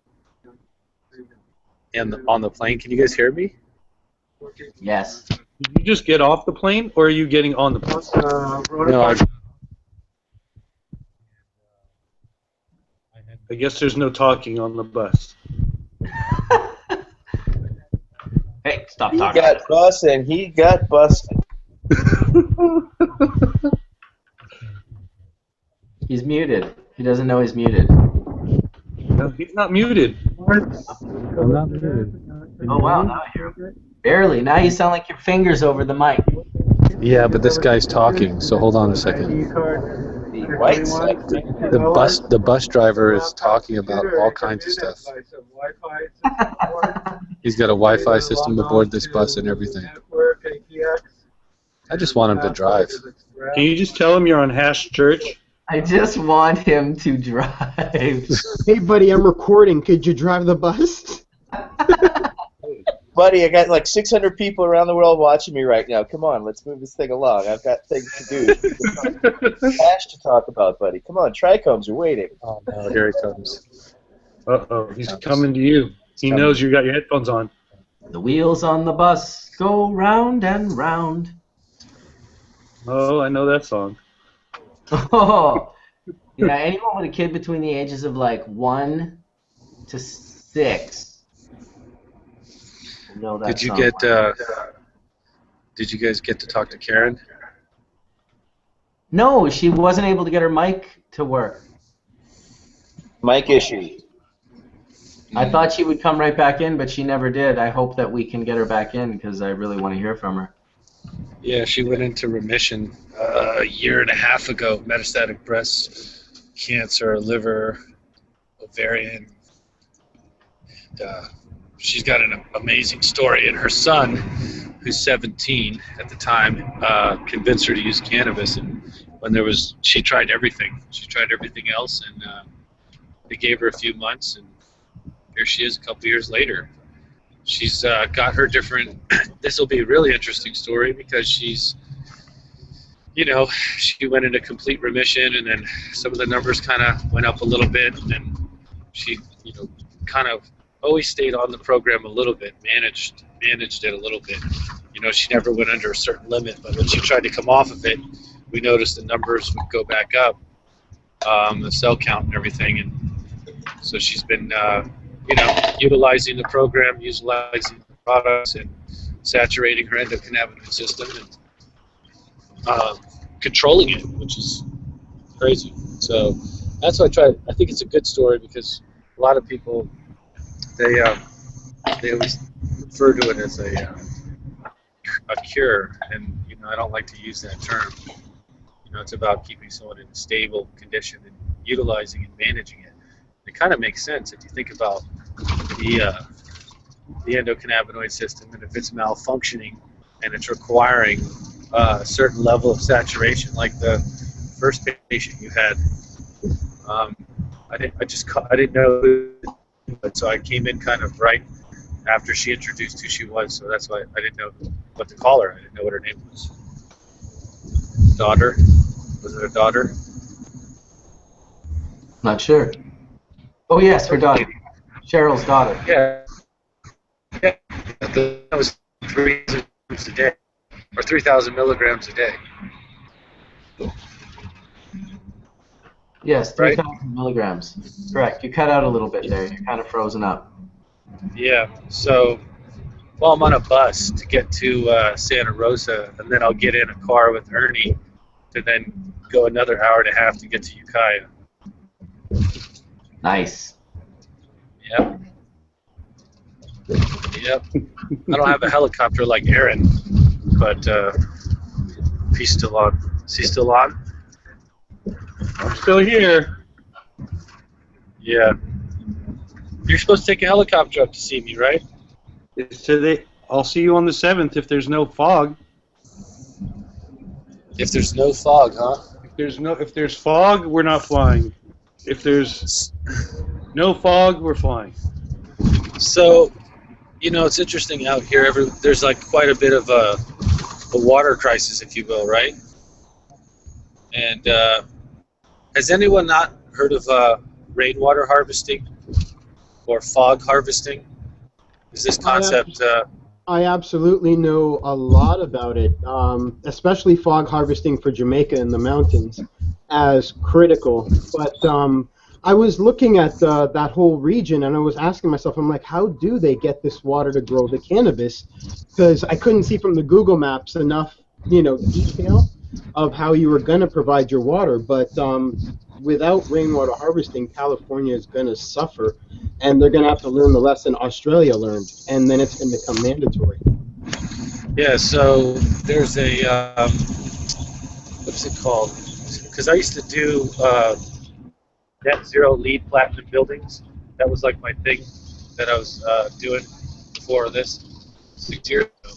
So I used to do geothermal installations, solar installations, types of engineered buildings, so that it would create its own, basically off the grid, and net zero, or buildings that would generate its own power and put power back into the grid. And so we used to do cistern. You put these big cisterns out, you catch all the water. They do that in Jamaica.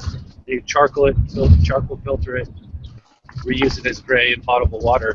But there's a technology out here that's called like Fog Quest thing. And basically what it is you can set up these big nets. They look like big, thick, tall volleyball nets, if you will, or like the nets that you see.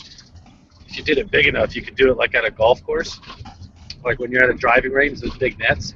So what it is little tiny squares, and it's this special kind of fabric. You put two of them together, and what it does is it captures the fog as it passes through and converts it into water, and then it drips down the little ropes that are close together into a trough at the bottom, and then it collects into water, and it collects into a reservoir, and then you can filter that, and essentially you're able to capture water from the fog. I don't know why they're not doing it out here. They're not doing it in a lot of places. They don't even understand the knowledge of tracking their pseudo precipitation in the fog to be able to get a calculation of how much will it produce in a place like the mountains, where that morning fog sun relationship produces it every day as a guarantee. It's just a matter of government funding, but it doesn't. People just are clueless to even go that deep. But it's just funny that you just jumped on and brought up something I've desired for 5 years. It's that old, and when I heard about it. There's even if you go back thousands of years, go to the deserts, and if you go to Afghanistan and places that are really, really hot, you'd be surprised. They create this. It's kind of a cool like grid system. It looks like a diagonal grid that creates like a cylinder, but it's skinny at the bottom, wide, and skinny back at the top. And then there's another layer of this grid. It kind of looks like ancient geometry, almost like kind of Flower of Life-ish, or kind of like utilizing ancient geometry with these patterns. You have an inside cylinder, an outside cylinder, and it creates like almost like egg shape on the inside. And then there's a hemp fabric, thin fabrics, kind of a hemp silky fabric they used to use. There's a combination of fabrics, and then that did the same thing, and then it would drop into a dish below and create water. So you could set those up a lot of places. But it seems like the simplest things are not ever used until we're at the last resort, just kind of like when you're talking about cannabis. It's like, oh, I've tried everything, I'm good. I can't go on with life anymore. And it's like 5 days later, after taking some hash pills, everyone's life changes. Same concept here. So I was just working on another project, on another application in another state where we're going to utilize. Your thumb's over your mic. Oh, sorry. Can you hear me now? Very well, yeah. Okay.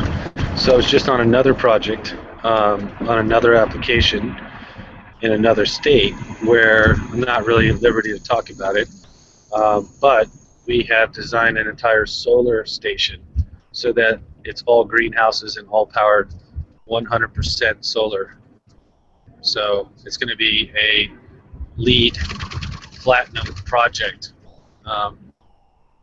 cultivation.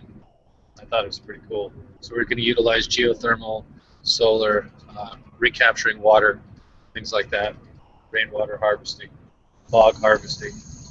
You can even harvest it out of snow as well, for those that are living in the north.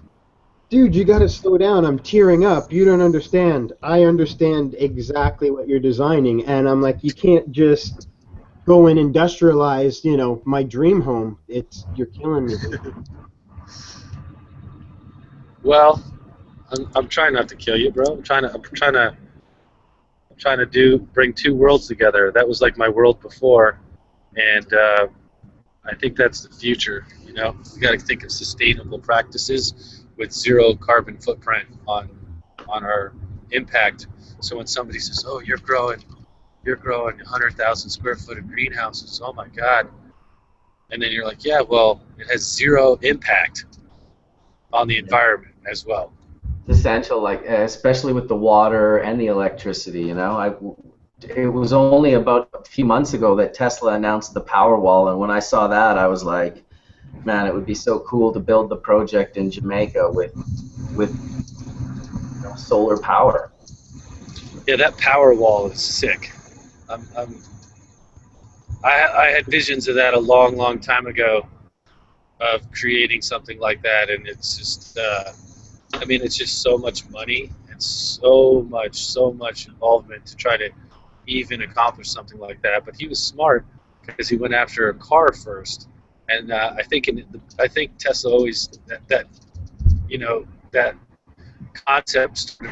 But I think he's had plans for the future of power and how energy could be used. So that's off to him, man. I mean, that's the future. Have you guys, I know there's been like in Vegas, the power companies saying there's not enough power for some of these giant grows that are going on. And what's been brought to my attention is you don't necessarily need to go from the power company. You can get natural gas turbines, and natural gas is a lot cheaper than the power, so you can use natural gas turbines to power your whole operation, and it might cost you more at the very beginning, but you'll make your money back and some, with just as time permits. What do you know about those? I'm a fan of that. I think the the natural gas generators are very effective, and you're right. You're going to spend a little bit more money up front, as opposed to, like, if you go to a place, you go in Vegas, and you want to do 4,000 lights. Well, you need like a power plant just to do that, and so I'm not sure the capacity of the volts and how much they could grid together, but I do know that you could spend $1 million on the best gas generator, and you probably could get away with running I don't know, a few thousand lights for sure. But you have to look at the kilowatt. So if the kilowatt is 22 cents a kilowatt, whatever that would look like, and you're with natural gas going to get it to 3 cents, then it's only a matter of time before it pays itself off. It might be 2 years, it might be 5 years, but it's definitely going to pay itself off. That's why I went with solar, just because it took it to the particular area was extremely high in electricity, so it was 30 cents, I think, a kilowatt, and then with the solar, the grid is up. You could go up to 1,000 volts, and so when you're taking your lighting, and you could get like a 480 volt, and you could do a single wire to like a Kavita instead of the one that comes with double standard, and you could save a tremendous amount on your efficiency of how much you're using, along with the power source. So I think it's a combination of electrical engineering for your actual lighting into your grid system, whatever it would be. But in Vegas, there's so much sun out there. I don't know why people wouldn't want to do solar there, I think part of the reason why they don't do solar in Vegas is because they get all their power from the Colorado River, right? It's true. From hydro. The infrastructure is already there, so why spend the money? Now, granted, I think there are I was driving from Vegas to LA, and I feel like I saw a solar system maybe like an hour outside. You did.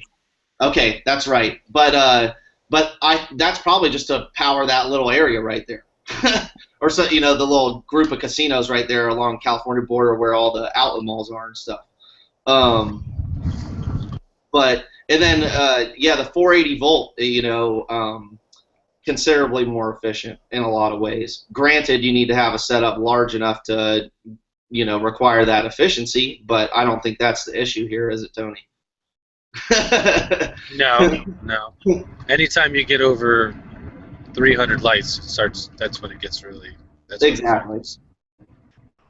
So yeah, 480 volts. Yeah, considerably more efficient. Use way less copper, and the lights run more efficiently as well. They run at a cooler temperature. Yep. Not the bulb itself, but the actual ballast, right? Mm-hmm. So what were you guys talking about before I joined back in? Hard to remember, Tony. I mean, we were taking dabs. Tony. We were talking about land races and Hermes. We were talking about Hash. Well, all the fun stuff. Remember that time Aaron said on Hash Church he pisses in his reservoir? Oh yeah, here we go. Micronutrients. You can get totally. My 300 milliliters of piss, bro, really ain't that, 50 gallons. The guy behind Tony's taking notes, apparently. What's up? The guy behind. What are you saying? I'm just reading things that people say in chat. So OG Brick said that about Aaron's thing, and then Red Lion just said the guy behind you's taking notes. That's what makes it DNA genetics, right? It's a little bit in every reservoir. So every seed, bro. Every seed has a little bit in. Yeah, DNA, bro. Yeah. So I had an interesting conversation with a mutual friend of ours, Bubbleman's friend, about the Madagascar seeds he collected on the side of the volcano. Did you hear that story? No, you cut out a little bit there, but you're talking about getting energy from below, just from beside a volcano, correct? Yeah, and they take a 90-day germination period because they've developed an evolutionary trait that allows them to float down the water and stay water submerged for 90 days before it needs to germinate. No, I didn't hear about that. I thought that was pretty cool. I didn't hear about that at all. Interesting. Yeah, that sounds super cool. I mean, earlier, Tony, I was talking about, do you know about the ABC? Yes, yeah. So... Well, Madagascar, just like Papua New Guinea, is an extremely unique island in terms of its, evolution and the species that live on it that are very unique to it. Madagascar and Papua New Guinea. So it's interesting to hear that there would be another potentially, evolutionary different yet same species plant as cannabis, right?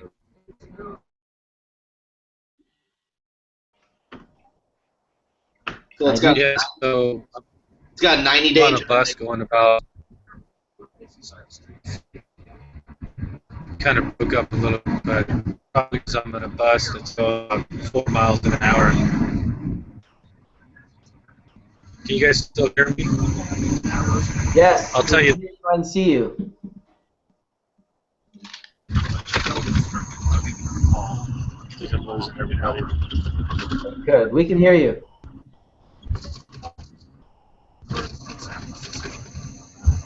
You can hear me? Yes. Okay. So you know Darryl, right? Our mutual friend. Yes. From Canada. Yeah. So he was telling me the story about this Madagascar strain that they went on a hunt and that they found some villagers that talked about cannabis, and they said, yeah, this is where it's at. You have to go on this crazy adventure, go on the side of this, by the side of this volcano. And when he got there, he couldn't even recognize where it was because it was growing like a vine almost. And on all the vines and all the stems and all the leaves, it had crazy trichomes and had these little tiny seeds, little pods. And he found it and then, tried to germinate them. And he said, nothing would germinate. And then he just left them in a wet, moist environment, and he said it took 90 days to actually germinate, and it kind of puzzled them for a while, and they were thinking about it and what would have caused it, and they started looking at the map, and they started looking at Madagascar in that area, and realized that over, maybe thousands, if not millions of years, the maybe not quite millions of years, but definitely 5,000 plus, that the strain had developed this evolutionary trait that the seeds could actually float down this water and stay submerged until it found the little cracks on the side of the rocks, and then was able to grow that way. So it was like some ancient, crazy,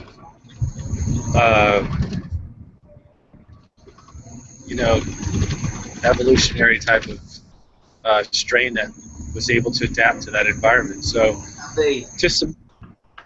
have they bred with that and seen the same thing in the progeny? I mean, I don't know. Like, Bubbleman knows him a lot better than I do. He might. He told me that he's been breeding with it, trying to do different things with it. So he was working on like creating a new strain that was more for just like surface area of trichome. So he was trying to take that trait and then obviously exploit it into other realms of whatever he was doing. So, Fletch, could you imagine the emails that you would get if you sold these type of seeds that it took 90 days to germinate? Yeah, just wait. You'll get your harvest. It'll just be like, 6 or 8 months from now. Dude, 90 days if you know what you're doing, man. Instead of giving people flowering times, you give them veg times now, right? You're like 6 months veg, 2 months of flower. You gotta water a pot that you don't see anything in for 3 months. Right. You gotta give it a little, It's mean that you guys are laughing because I think about all the things that the seed packet says: submerge all winter, then open, and then plant. And I'm like, okay, yeah, I can deal. And you guys are worried about the amount of things that, I have to water for 90 days, see nothing, and then I'm like, look, I think I see something coming out of the green moss. I think he said it was 90-day germination and like 120-day strain for like an ounce. Like something, it was like nothing. I've also seen a delayed germination just from old seeds, Tony, too. I've seen stuff pop like a month, but not 3 months. Yeah, that's what he said. That's what he said. He's sometimes you could see it go to a month, but they just couldn't believe it. And then so we were just, Will and I don't know if you guys don't know Will, who's been hanging out with me. He's got his PhD in biology and microbiology from Johns Hopkins, and is with the United Cannabis team. And he's actually he does a lot of different R&D stuff, but he's cultivating with LED lights. So we're kind of back on that subject, and just trying to talk about spectrum and how the light spectrum directly affects that cannabinoid profile and the terpene profile. And I think we're going to try to do some organic aeroponics with the LED to try to get it over that 1.5 pound mark, to see if we could, as soon as you could crush over 1.5 pounds in LED, it might be something to start to consider. But I just haven't seen any tremendous yields. I didn't know what happened with John and his adventures, if he's sold on it or like what's his deal. When I was in Canada, I don't know, months ago, I was in a room that had pretty much all high pressure sodium lights, and then in one area of the room it was LEDs. And I have to say that the LEDs there were more flowers being produced off the LEDs. There was more weight on the LED side than there was on the other side of the room. But I wasn't there at the very end, so I can't tell you how we really finished. But just from the looks of it, it looked like the LEDs were ahead. I can pretty much. I'm in week, sorry, Tony, week 7 of of flower with the LEDs, and they're killing it. I'm looking at the yield part of it. The first time I did the 6 plants, and now I'm happy with it. And I'm definitely very happy with it. Taking the AC out, my heater has come on twice this week because it's gone under 75 degrees in that room. So that's kind of funny. And I'm in the middle of summer. So healthy plants, they're doing really good, and I want to see what I'm going to get off of the 800 watts. But I can already tell you just by looking at it, I'm going to get what I'll be very happy with it. That's awesome. The way it's going to be, but I mean, after 8 years of playing with these LEDs with Green Planet and P&W and stuff like that, this one here it's working. It's just like bubble bags. They work. Certain things work. This light. It's working. It's getting what I need. So let me ask you something, Aaron. When you said there's more flowers, so does that mean it diversifies and it splits? What do you mean by that? I really meant it looked like it was yielding more. Oh, okay. Not actual more little individual buds. No. Okay. It didn't change it didn't change into a triploid or something like that all of a sudden because the. Was there a difference in wattage usage between the LED room and because that's what I see with most people is I understand the main point of the LED I thought was to use half the wattage, right? But most people, to get enough coverage on a 4x4 table, they need like 2 450 watt LED things. And it's kind of like, well, where's the power saving? If it's yielding the same, why do I want to pay $1,500? That's a better spectrum, Fletch, is what they're saying. Yeah. The spectrum's better for growing plants. Is it better for plant or is it better for resin? Right. They do resin testing now. Now I hung dry those plants for 3 months, 4 months. The Barbara, the Congolese, the resin was definitely different. With the Barbara, I got like 1 gram off the HPS. Off of the LED, I got 3. Now with the cushions, it was the other way around, where I got more resin off of the HPS with the cushions and less off the LED. So I found it very interesting. That was just the first process. That's right. Like it's turned into a project. We'll see how that's going to work out. Remo's cushions right now is doing very well, but I'm curious on what I'm going to get with that from the sift wise. So. I've seen a difference with those hybrids and sativas. I got more resin. Maybe it's because I was getting more light to those areas.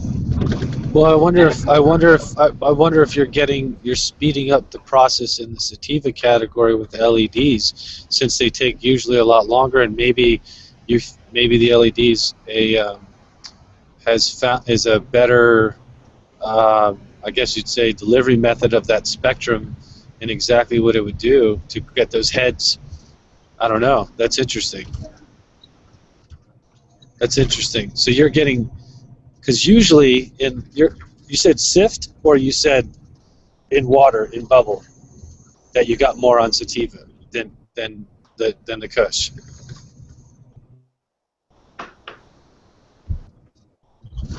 John? You might have frozen up there, Tony. He was saying sift. Yeah. Huh. And have you around, right? So it's just what I witnessed with the Kushes. When I sift the Medi Kush, I got less. I get less rosin with the Medi Kush. I get less sift with the Medi Kush with the LED, but with the HPS, I got more. I was more happier rosining the Medi Kush HPS than I was with the LED. Where with the other strains, it was the other way around. With sativas and the hybrids, I got a lot more resin. From the sifting. I did the little video on it at the end just because what I was seeing, it was just like, okay, so next step, it's, I'm just trying the bulb, so it's just something new that I'm seeing with it, right? So it's, I'm talking with another guy that's running 19 of them against 25 HPSs, and he's seeing the same type of scenario with his cushions. They're not getting as big as what he wanted them to, but the sativas that are on the side are doing very well, so we're just starting with. Yeah, what's the spectrum on that? Because that makes me think about where like, say, the Kushes and Indicas would grow in a higher elevation, a little colder temperature, and the way their leaf is being short and fat maybe they're absorbing that light spectrum differently than the way the sativas are. What's the spectrum that you're using in comparison? What kush are you talking about, Tony? Like, are you talking about a real kush, or are you talking about like an OG? I'm talking about a kush that he's talking about, his kush. Medikush would be more of an OG, right, John? More of a Bubba Kush, I would say. More Right, of so an Afghani. More of an Afghani. Afghani, yeah. Highland. And now that I've added the UV, now that I'm using the clean light every day, I'm getting really good development with the cushions this time around, to be honest. You weren't using UV before. No, I wasn't using the clean light before. I used the clean light every day. Okay, because, all right, so OGs and cushes, if you put them in a greenhouse and you use the plastic, they're without the UV light, and this happens a lot in greenhouses to strains. The UV is a light that offers the plant itself a better protection against powdery mildew and diseases, especially PM. So I'm wondering if the UV, maybe it needed that supplemental light because of the genetics and being Afghani trait or whatever, that allowed it to be a little healthier and maybe more allow it to develop a little better. Once again, first time on this, and I'm seeing it, so I am documenting what I'm seeing, and it's, to move forward with it, because there's certain things I'm seeing. I mean, if I can use the LEDs with the UV and with the clean light, and I'm saving in power, everything, and I'm getting more, right? So it's process. I want to see how it's going to work out. I really would like to see some more. I know Horatio, he played with the LEDs, what he's doing with them right now. Tony, the answer to the sativa indica flip has to do with light penetration limitations. If you were to prune out the excessive broadleaf drug cultivar down to something that allowed an equal light penetration to something that's more of a sativa growth, the LED does perform equally. It's when the growth of the plant is allowed to you could canopy out, that then the LED produces such a bad stratification of growth where you end up with more larvae. But if you actually pruned it to take the shape of a more sativa plant, you would be able to stabilize your growth out. Well, I think that's fabulous. I wish I lived in a house so I could do what you're doing. I'd love to kind of experiment with that. So it's a lot that's of fun. Cool. You know, there's some strains that don't like a lot of light too, that actually do better in the corners of the rooms or on the side of the rooms. So light intensity, I think, plays a role in all of this also. Yeah, I started, a lot of this, it's kind of a shade plant as it is. And then I saw someone's grow the other day where they were telling me they were using a lot of Gavitas, and they were trying the 5-foot range, the 3-foot range, different ranges. And on the Girl Scout cookies, if you got within within the 2.5 to 3 foot from the tops, the intensity of the light would sporadically cause it to hermaphrodite. Like just kind of not. It would create like bananas that they're dry socket bananas, but super light intensity could actually cause the plant to freak out too. Yeah, absolutely. So that's pretty cool. Though. I like the LED. I like the LED concept because you could do it in your home without any heat problems. You don't have any. That's like the hardest thing when you're in your house and you're trying to control it. I took out my AC unit and my dehumidifier, and I'm in the middle of the hot summer. I love that. That's probably the best thing I've done in growing since 1988. It's like, hold on a second. Come on. Now I've got your Roche's attention. I got you. He's been listening. I got my scientist's attention. You've been growing. What's your lights that you use? California Lightworks, Solar Storm. There's a bunch of different models. There's a 220 watt unit. There's a 440, and there's an 880 now. Those are pretty powerful, but they're also really expensive. Another one I would consider is go online on Alibaba Express and look up the Mars 2 unit. They're the same as the Black Dog LED units. Basically, what you need to look for, though, are 5 or 6 watt diodes, not chips, so you can get that intensity. And I'm getting like 70,000 lumens, which is all par, about 1.5 feet away from the lamp. And that's on all the units. The power just determines how big of a unit you have, and how big your spotlight is. So what's the light spread? That having a whole bunch of smaller units spaced out. He asked what your light spread was. Right now, because of the situation I'm in, I have 1 light per plant, and I'm trying to scrog them out as much as possible so they're using the spotlight.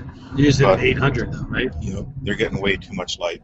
Too much light. Well, not too much light. I'm wasting a lot on the scatter, but my LARF is going to be a little bit bigger because of it, because I'm using a tent, and so I'm recovering a lot of that light. Okay. You guys got all that? Yes, sir. You're at like 10,000 minutes. Yeah, that was great. Yeah, nice knowledge drop. Thank you. Yeah, he's been trying to talk. I'm gonna take off. I got some transplanting to do. It's kind of overcast, so it's a good time for me to go to work outside. I did the same thing. Nice.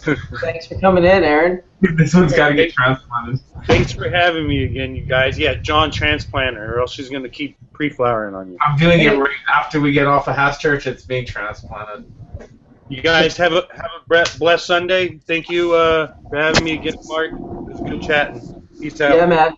Vancouver Seed Bank says, "What's up?" Oh, what up, VSB? Peace. See ya. Got it. Got the VSB shout out. The last time I was on a bus, I think I was maybe 9th grade, right when I got my driver's license. Dude, what about the bus ride we did in Jamaica where we all thought we perished? Wasn't it Jamaica? Okay, yeah. My last bus drive was Jamaica, where you and I almost lost it and actually had to get off the bus. Yeah. Yeah, that was the scariest. That might have been the scariest bus drive we've ever been on, because this bus was probably built in 81, maybe 78, 81, maybe 82, somewhere in there, and it was like everything was built with heavy-duty metal rods and like vinyl seating, and the bus driver was like hauling ass through the mountains of Jamaica, slamming on his brakes, speeding up. And it was just like oncoming like cars left and right every 2 seconds, left and like the whole bus was rocking. This guy was like just slamming on his brakes into turns. It's just insane. How close were we to the mountain? The mountain was, if you stuck your hand out, you would have got your hand chopped off. You would have got your hand chopped off. On the right side, I held out your. Remember, I had your camera on a little on that bar, and I was like holding it out and then pulling it back in and holding it out. Oh, I remember, dude. That's scary shit. So be happy. Your bus ride looks super nice. Yeah, it is. Look at. I don't know if you guys could see this. You see that? Is that the Pacific Ocean? It's the Golden Gate Bridge. It's on the Golden Gate Bridge. Beautiful, man. We are on the Golden Gate. Yeah, only 2.5 hours to get to the Golden Gate from the airport. Jesus. I'll get to Ukiah tomorrow at some point. At this point. Look at my dog. All right, I wasn't expecting that. You weren't expecting that? Not just right on the seat next to him. Give me a high five. Can you give the whole world a high five? Give him a high five. Yeah! High five. Come on, you did it. Did you see her do it? Ah, yes. Yep. Give it a high five. She's licking her lips like she's going to get a treat. Look, there it is. It's the high five right She's there. doing the high five. You guys still on the Golden Gate Bridge? Oh, yeah, yeah. So I realized what's going on. There's a looks like a series of accidents on the bridge, tow trucks and stuff up here. At least it's not an earthquake. Do they drive you right to the top of the bridge and then stop you? Yeah. There's a lot of action up here. I hear that they paint this bridge continually, that each year they just start on one end and they start painting, and then once they make it to the other side, they start painting the other direction. Is that true? Yeah, that is true. That happens, yes. These guys are like in Cali. They're like, I will answer the Golden Gate Bridge questions. Goodness. Yeah, I live in the Bay Area, so yeah, they literally start one end and go to the other. I mean, they were doing the same thing on the previous span of the East Bay Bridge as well, because you're talking salt seawater all the time. So. And do you carry the? What's that? We've been going exactly 4 miles an hour the entire time from the airport because of this.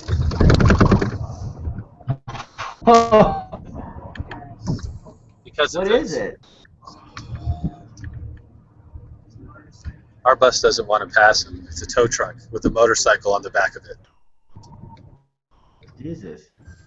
I feel like this is the scariest thing imaginable, being on a bus driving that slow on the Golden Gate Bridge. It's like a video game. I'm scared for Tony if he's not scared. I mean, well, it's like every disaster movie ever has the Golden Gate being destroyed. I mean, yeah, here we go. That's what's holding everything up. That was it. A tow truck with a motorcycle going 4 miles an hour. That was the entire holdup, all the way back to the airport. All the way back to the airport. I'm not kidding. I'm not even kidding you. It was one end.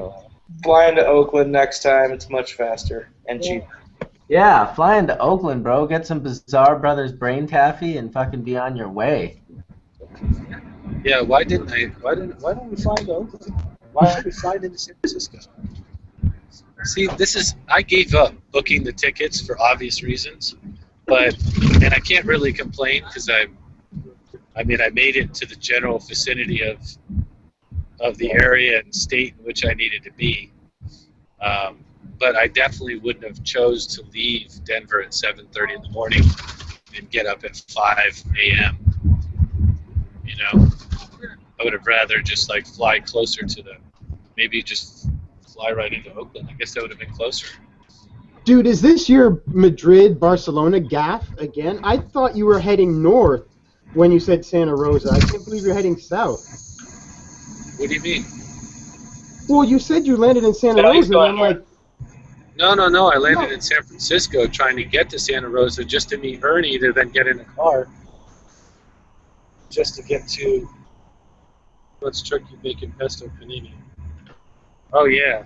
In about 3 hours, we'll be able to eat that panini. Tell him we just got through the bridge.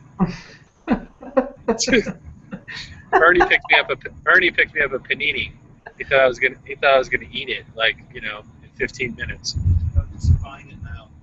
Just buying it now? Yeah. He knows we're ready to fly. Okay. Well, I'll definitely eat it as soon as I see it. Here we go. Look at this. This is beautiful.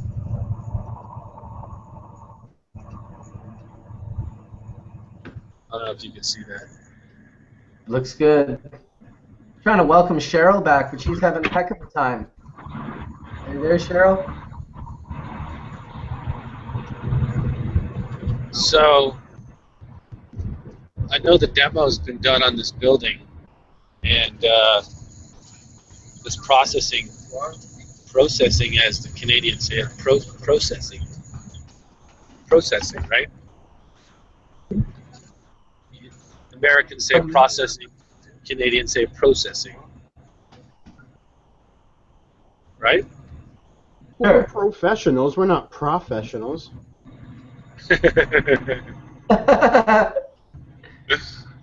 In the States, you're professional. Profession. But no, I got a home for you, Horatio and Bubbleman, and I believe you were talking about the Bizarre Brothers and the Melts and DNA earlier. So that's kind of the whole point of this building. Apparently, there's 2 buildings, and Ernie's been here with the whole crew, getting the buildings ready, the facilities ready. All the walls have been sprayed with kills already. All the carpets been removed. Little transformation happening. Forward motion. Has LHO ever hit the California scene before? Somehow, yeah, it made a mystical trip at the end of Secret Cup that got down to California. It somehow got to you in San Francisco. It got to Denver. And, yeah, this magical, parcel of slab I couldn't take home made an amazing journey to a lot of people. But never commercially. That was just a unique sort of special. Yeah, no, nobody in America's ready yet. Has anyone tried to copy your style and do limonene extractions without cleaning it first? Yes, absolutely. That was my biggest issue when I first came out with everyone going through that tell us everything. I would get these private messages from more chemistry-like students who understood the basic principles and became attractive, but they all disappeared. There's one in California that I could tell by the consistency in the pictures and the fact all the names were citrified, and it was just nothing but goop, selling for $70 a gram, and people were going crazy for it. People have tried to exploit it multiple times, just even adding it back to their BHO and presenting it as LHO. Adding it back? Well, just adding limonene to BHO. That's what everyone thought I was doing. Nobody believed I could actually process with limonene. They just thought I was tainting up my shitty BHO and going around town.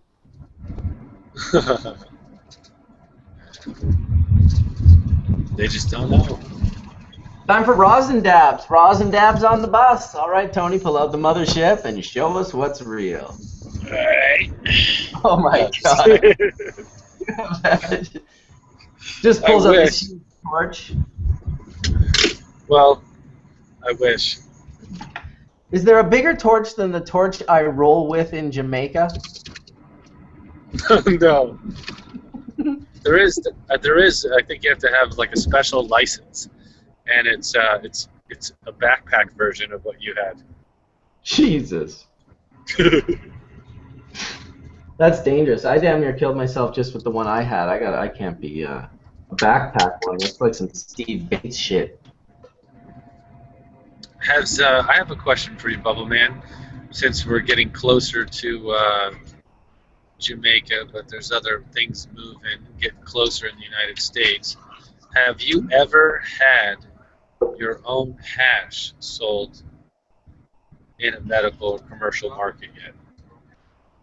No, never before. I never have. Not since you started.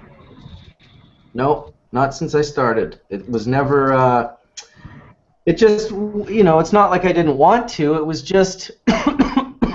I felt like it wasn't the best way for me to help medical patients or even recreational patients at the time, 15 to 20 years ago, because how I got into making the bubble bags and starting that company was after years of helping the BC Compassion Club and then finally getting busted at a roadblock with 16.5 pounds and a bunch of cash and being like, oh, like felony charges and hey, what's, now it's kind of like, my wife was like, do you think you could do something different? And so I started bubble bags. I thought, well, if I could show people how to make water hash, that's helping people. Yeah. And now it's gotten to the point where now you can, now there are people on the market with their brands of water extraction and stuff, and it sort of makes me feel like I want to do that and show the world, a particular level of quality, which is what I would think people would associate my brand with. Because I've kind of been OCD for a lot of years just about even the quality of my product, to make the hash in the first place, the quality of my photographs. I just have a level of OCD where I want everything to be the highest quality that it can be. Yeah, and I think that's I think that's where a lot of people they've asked me like about the recent shifts or changes, with River Rock or different things, and you know, for me, I wanted to get with my band of brothers, if you will, that all shared like-minded um, uh, quality levels and wanted to put the quality and patience first. Not that they're not doing that, but I just wanted to make sure that we focused in on what we were doing best. So I'm super excited about what we're about to launch and do with Blue River, but more or less it's the same kind of concept in Vegas and in California and Jamaica, which is putting the wolf pack together and putting the house of extracts or house of concentrates in one spot, and then being able to process resin products at a very, very, very high level on a very commercialized level at the same time. Because ultimately, you have to find that medium. You have to find out how can you make the highest quality product so everybody can access it, so it's reasonable, you know, and it's valued at what it's worth, you know. And a lot of people with this Pinoleville and the tribes, Kaya, we started that a year ago, they were really scared. They thought we were going to just come in and we were just going to grow more cannabis than the Emerald Triangle could, and we were going to take everybody out of business. And I kept trying to tell everybody, I was like, you know, you got to be a little bit more patient and kind of take a step back and think. That would take a lot of balls, and it would take a lot of arrogance to try to come into the Emerald Triangle and say, okay, we're going to just grow more than anyone, which is not even possible. So we just wanted to put up a few greenhouses or some outdoors so we could actually have some product to resin that was on some form of a consistent basis for the Prana products and, you know, the full melt and dry sift and all these other extracts. So the cool thing about this, which is I'm really excited, is that we'll be able to work with local farmers exactly the same way we were talking about doing in Jamaica. So anyone that's in the Emerald Triangle area or California that wants to have their organic flowers processed into resin into products and distributed back to collectives, that's also another thing that we're doing. And I don't think that's ever really been done before in California or anywhere really in California on a legal aspect, if you will. That's the most important thing. So hopefully now people are getting it and they respect what we were trying to do. And just super excited to finally get this thing going. There's been crews already here for like weeks, so I'm just trying to get back out there, you know. Well, it's good to see the project forwarding. People are talking about it in chat. They're asking if those pictures that you posted recently are in regards to that place that you're going to right now. Yep, That's it right. is. Yep.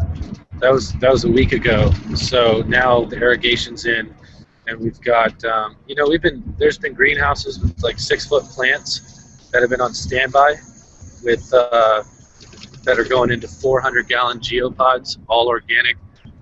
Super soil, and there's our buddy that was that Ernie's known for like maybe 28 years with MTG Seeds. So that's why I was tagging them, because they're second generation in this area, the Emerald Triangle, and he's got a lot of really cool CBD strains, as well as you know, Presidential Kush and Godfather Kush that was featured in High Times and stuff. And then, of course, we've got a whole lineup of DNA and DNA genetics, and they're going to get their. They're going to get. Were you talking about Django? I'm talking about Django. Yeah. Yeah. Okay. Right on. Yeah, he's you know, like I think he's gone through a lot of different shit as well in the last couple of years, but. He had a little bit of a scare. He had a little bit of a scare with all the stress that was going out here.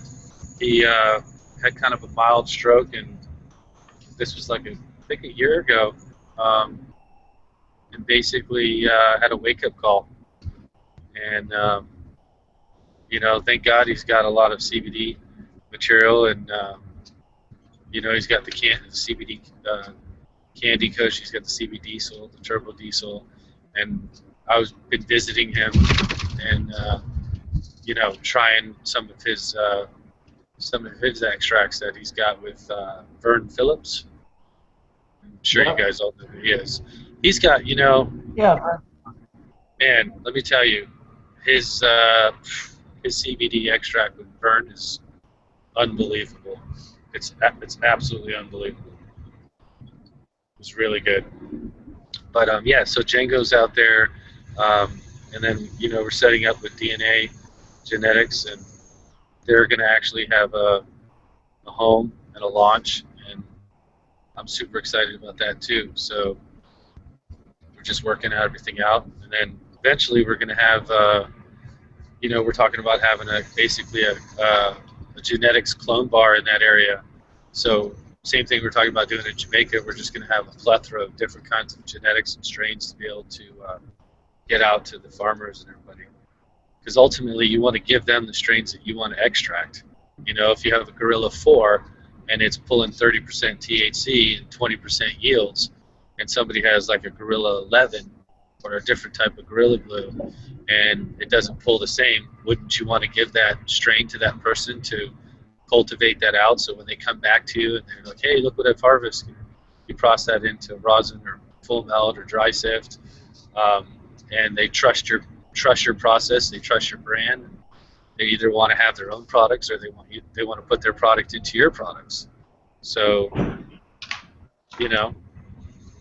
that's like ultimately what we've been striving for this entire time. So it's finally happening. And I've got my farm dog with me.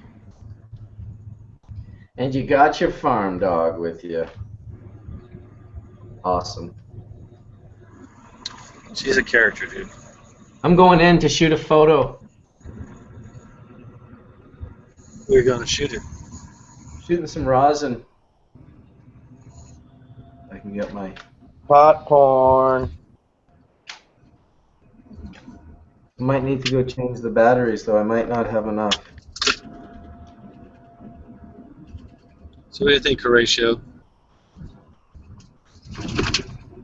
I think the amount of these that have nothing to do with, I guess, extracting LHO that I'm interested in make the whole wolf pack. It's just crazy because it's everything else I did before LHO. And LHO was a cheaper, more efficient development plan than what I had in mind.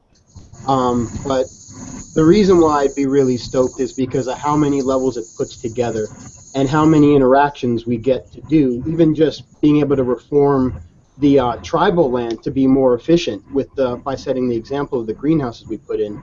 It allows them to inherit it and do that with any of their crop productions and the other things they're doing. But it's all levels. This is one of those potential history book things where, unique individuals come together at a time in history where there's never been something done like this. So, we're stoked. We're completely stoked. I mean, I know what it means.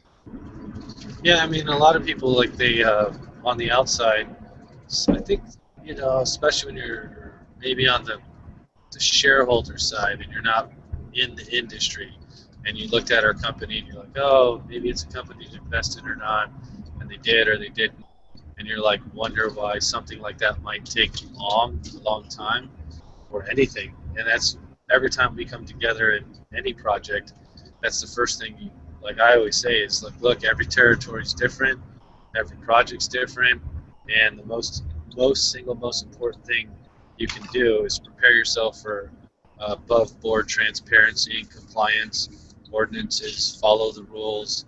If there isn't rules, create accountability, and demonstrate to local officials and lawmakers and live by that example. Because it's if you create a scenario and then you take advantage of that scenario, then shame on you. There's no gray. It's either white or black. especially when you're at this level. And so it took a little bit longer than we wanted to from the last release that we did, but I feel confident and comfortable in what we're doing now. So once I get out there, we got a little bit more work to do, and we're going to start to see a wave of prana out there, and then, it's going to be like Red Rover. Start sending Horatio right over. Start sending Bubbleman right over. That's the most exciting part. I want to get everybody in the same roof, because we've all done really good things individually, but I can't even imagine what's going to happen when everybody's working together. Well, it's that thing you can't calculate. Synergy is incalculable, and that's why they don't think it exists. But, I mean, even Hash Church is a synergy that all the people that seem to show up play a part in this unique future of potential to create the unimaginable. I mean, even your shareholders can't look at it and say, we're securing the potentials to bring LHO to California. It's a unique product that hasn't been able to be reproduced in the 2 years it's existed, and it's a unique product in the market that everybody can get a foothold in and everyone will want, even if it's a duplicate of the same strain in a traditional hydrocarbon extract. So there are a lot of big things that won't really show their business smarts until we're on the other end. Well, on top of that, I can't wait for the patients to get access to it as well, because I'm hearing of its beneficialness through y'all. So, I mean, it just excites me that we'll have, more consistent, accessible medicine that the patients can have access to. Because more than anything, consistency is more. Cheryl spoke to it earlier with her daughter. It's the most important thing is to have consistency, because if that consistency is inconsistent, years on set, other types of situations kind of happen. So, this also helps get us past that bathtub gym situation. So, great job, everybody. We're excited. That's really the key, and that's honestly why that's why I branched off and, kind of outgrew the River Rock situation and just having a center. It's about bandwidth, and I care about creating the consistency of the product and then putting a service behind that product, especially with the Act Now service. And I feel like it got to a good start, and then I saw some walls being on the center side, and saw how much time it was taking for both, to have to run three or four businesses in one. And that's like ultimately what Colorado did with vertical integration, was they forced you to wear 3 or 4 hats, which is really hard. And then, we don't talk about this much, but, once they went recreational and you started distributing to the general public, 21 and up, then they started really applying 280E really hardcore. So now you don't have a non-profit organization, you have a for-profit that they can apply 280E, which is you can only write off cost of goods, and then since you're vertically integrated, anything past the manufacturing, all of your staff and your managers and your packaging and your marketing and all that stuff is considered a capital gains. So they've kind of put their thumb right on you, and they hold you down, until it changes to a Schedule 2. It's literally impossible to make profit in that sector. And everyone thinks that everyone's making a lot of money in Colorado, and I think there's a lot of new blood that's come into the market, and they're under this mirage of fantasy that it's it's raining nuggets from the sky, and they haven't been in the game long enough to understand how those taxes work and how the IRS works, and it's a lot of stress to try to provide a consistent product to patients. And so that's why I step to the side and say, okay, I'm going to, do at least 36,000 square foot of greenhouse, all for whole plant processing, all directly into products, and be able to distribute that statewide. And so some people, maybe took that the wrong way or thought I sold out. I took zero money. Zero. Not a dollar. Took zero money to do this. Walked away, said, I'll take some of the licenses, and that's it. There's no money. There's no sellout. There's no bailout, because there is no money.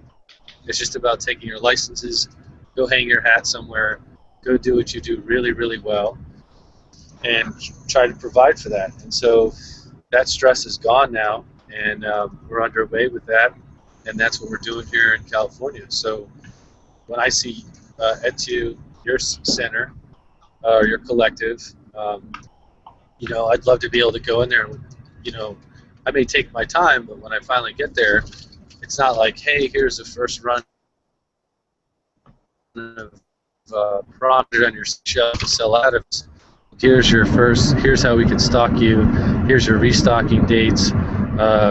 Here's what you should expect from the program. Here's the here's a new dedicated CalTech Now website that has OTC programs, patient forums, science journals, physician training, collective training, you know, product specialists, product spec sheets. That's what I'm putting together now and developing, so that way you're not just selling capsules and sublinguals. There's actually a service and a patient care program behind it with multiple doctors and physicians that can oversee that. And some people like doctors and some people don't like doctors. So I think people should have the option. So, you know, if you're opiate dependent, terminal with cancer, have a parent with a daughter that has 100+ seizures a day, you're running out of options, I think you should probably see a doctor that's pro-cannabis and understands how to use this matrix of products and can help you and follow up with you every 2 weeks like we're doing right now. And there are some patients that have IBS or Crohn's, can't sleep, and they just want to know what's working the best for the other 100 people like me out there. And they need to have a starting point. Maybe they don't want to go through the whole program and go through the doctors, and that's okay too. And that's the over-the-counter sequencing charts and developing those type of things. So I feel very confident and strong that, like, once this all kind of comes together and I'm able to present it to you, I think you're going to be super stoked, and I think your collective will and your patients will as well. So, and I just want to be that, on the consistent side, I just want to be that provider every time.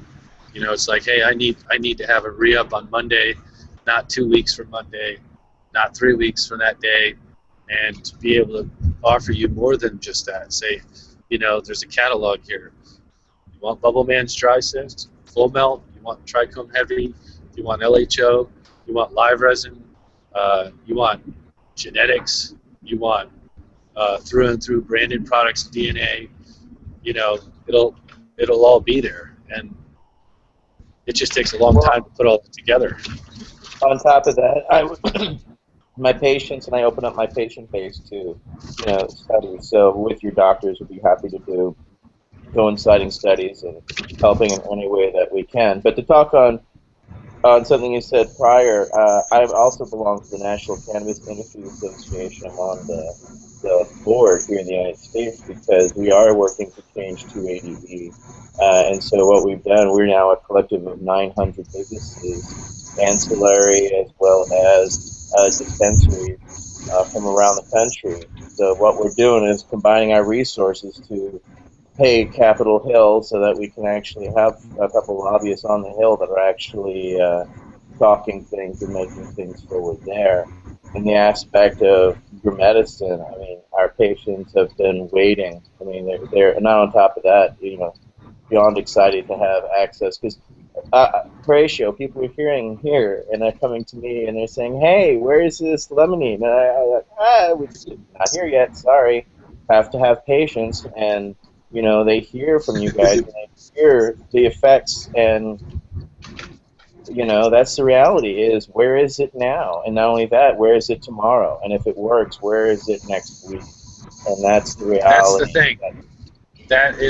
That's it right there, because when it starts to work, the worst feeling that I get, and people, you know, I'm probably 200 or 300 behind on Facebook, just messages of people trying to access it, and then the people that are accessing it, like I can't put my fate into something I can't control, like in my previous situation, and say, okay, yes, we're going to be fully stocked all the time. I've yet to even been able to accomplish that in Colorado. It's just been complicated, you know. And then when the state came in through our renewals, and that's really what killed it, was we had 20,000 square foot greenhouse dedicated to all our CBD products and dedicated to prana. They came in during just a routine renewal on the rec license and medical license. They came in, and this was kind of like a weird, I want to say it's a campaign, but I noticed the trend. Let's just put it that way. Everybody got renewals, and it seems like everybody that was in the top 20 got really kicked hard for one reason or another. And we were the only Denver greenhouse that was permitted, approved, and during the renewal they said, no, we're not happy with it now. We need you to raise the greenhouse 2 feet in the air and add a sprinkler system to it. It's like, what do you mean 2 feet in the air? You want me to build a floor 2 feet in the air off the ground? Like, because it's now considered a conflict between state and city. And so, you know, you lose all those plants and you lose everything. That's why that went down. That wasn't, you know, people were like, oh, they sold out to Monsanto or other weird bullshit that was floating around. It's like the farthest from the truth. You have the city and the state that decided they don't want you to have that, and then it's gone. And so then I have to move on and figure out, okay, well, how do I pick up the pieces and build stronger and better for the future, and so that way I can create a more reliable and consistent program in Colorado. And from those experiences directly have influenced everything in other states like California. Like, we know what we need to do, and we know how to do it, and it takes a big team, and we don't want to let patients down once it starts being put out there, because it does work. And when it works, the hardest feeling is when you know something works and somebody says, can I get that? And you have to say, no, you can't. Like, that's not a fun feeling. Like, that makes me cry, actually. Like, there's times where it's just... I know that feeling every day. It becomes to teach people the art of disappointment. You don't want to, but that's the reality. We don't have access, and we're still left to individual growers. On top of that, when I see this many patients, I can't grow. My city doesn't allow me. Even if I could, I wouldn't have enough to grow to provide them. And that's reality. It's the saddest feeling that you could possibly have from that standpoint and a collective. And to have to say no, like for myself, I don't, you know, I seem to always like have medicine and then I just give it away. Like, I'm always on the hunt for myself. It's like, oh, I just ran out of my P2s, and then I like have to go get back P2s, and if I can't get it, because I'm, you know, there's other people that honestly have more priority. Like, I have a back problem, I have pain problems, but I'll smoke, you know, rosin, and I'll make sure other people can access the capsules and the sublinguals, like parents and cancer patients and, you know, autism and other serious conditions that I consider to be priority over myself, you know. And I think with California and the amount of product that's here and the amount of love that goes into the plants, and especially in this area, this is the best country. This is the best location in the country, in my opinion, for cultivating cannabis on a large scale. Doing it. World-renowned. Yeah, I mean, you drive through Northern California, and all you see is grapes, and there's a particular climate, there's a particular sun, there's a particular vibe, and more importantly, it's the people that are here. You know, they've been doing this a long time. Families have been doing this generations, and it's the care, and there's a certain level of standard, and it's all gold label. The whole thing's gold label. Everybody's into veganics, organic, you know, and nothing less, and that's what we all want. There's nothing better, in my opinion, than organic sun resin into medicine. And there's all kind of genetics there that aren't exposed yet, that are just local strains. I've had some varieties up there that are, that are just some old hash varieties that have just been maintained from Afghanistan in the back, Rainbow Valley and stuff in the Mendocino, Humboldt area, deep 45, minutes off the main state road, and that stuff's amazing. Yeah, that's Amazing just stuff. And then my friends that they've got this California Guild going on, and they've got a collection of OGs and that they shared with me, and they were just phenomenal. It's like so soily, so fuely, so OG. It's like earthy. It's like kind of an earthy, soily, robust, like Guinness of OGs. I like the description. So, but yeah, it's kind of interesting how things have changed. I saw my buddy that used to work for us before, Dread. You remember Dread? Dread smoked weed. He came in humble, great dude. He's got a great opportunity out here. He's moved out here, and I'm really happy to see him with Elemental, and I'm happy to see him just like accelerating his game. And it's just it's cool to kind of see people, whether they're with you or without you later, that continue on, and if you had an influence or part of that in their life, that's like what this is about for me. Where people are like, oh, so and so's not with you anymore. It's like, well, we're still homies, like, we're still friends. It's like, why would I knock on the guy for wanting to be in a better opportunity and situation for himself and for the patients he cares for, And so, that's like the biggest thing, and that's the same thing with Ernie and I. That's why we kind of bounced out, because we, there's like when a company gets to a certain size, like in Colorado with River Rock, and they want to go a certain direction, you can't blame that group, whatever they want to do, but certainly not everyone shares the same vision, and you'll see the ones that still stay friends because they share the same vision, and that's about quality, and about providing, and about their lifestyle. And so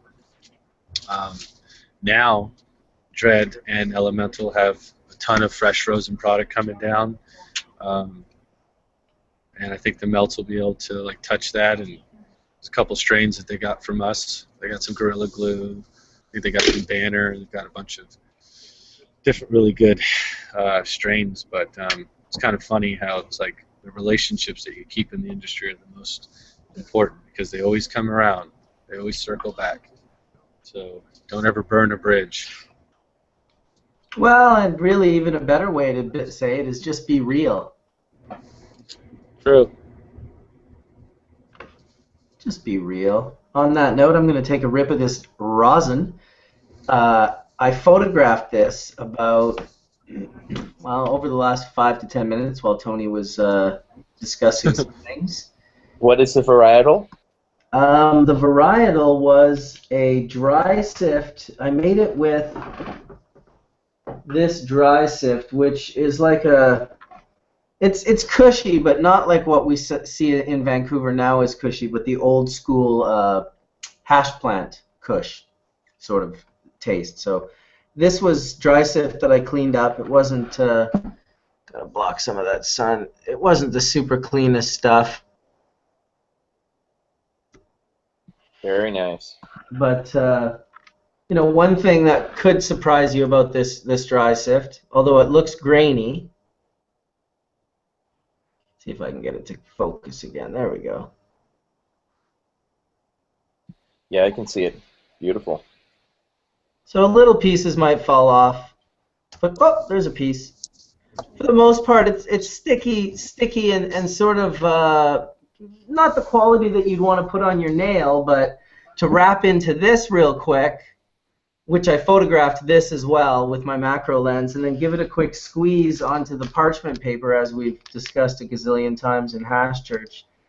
It sure is an exceptional rip, I have to say. I do have to say.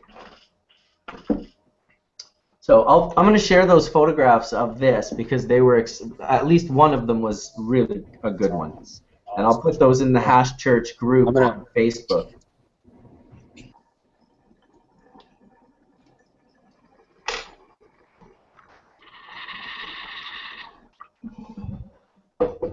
Shout out to Sublimator for a super cool dabber, titanium dabber that turns into a psilocybin mushroom.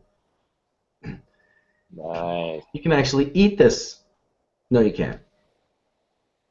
No, you can't. You can't eat it. Awesome. Awesome. Yeah, so maybe I'll squeeze this little bit that fell out on the table here. It's like a very, I don't know, a half a gram or something.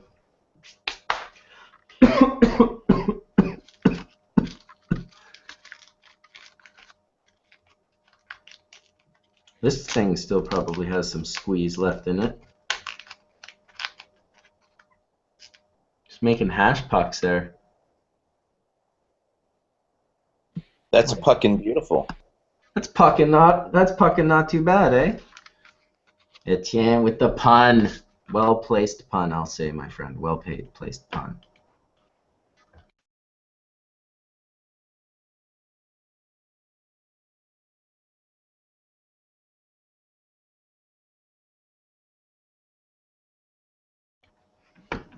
What's going on in Oakland?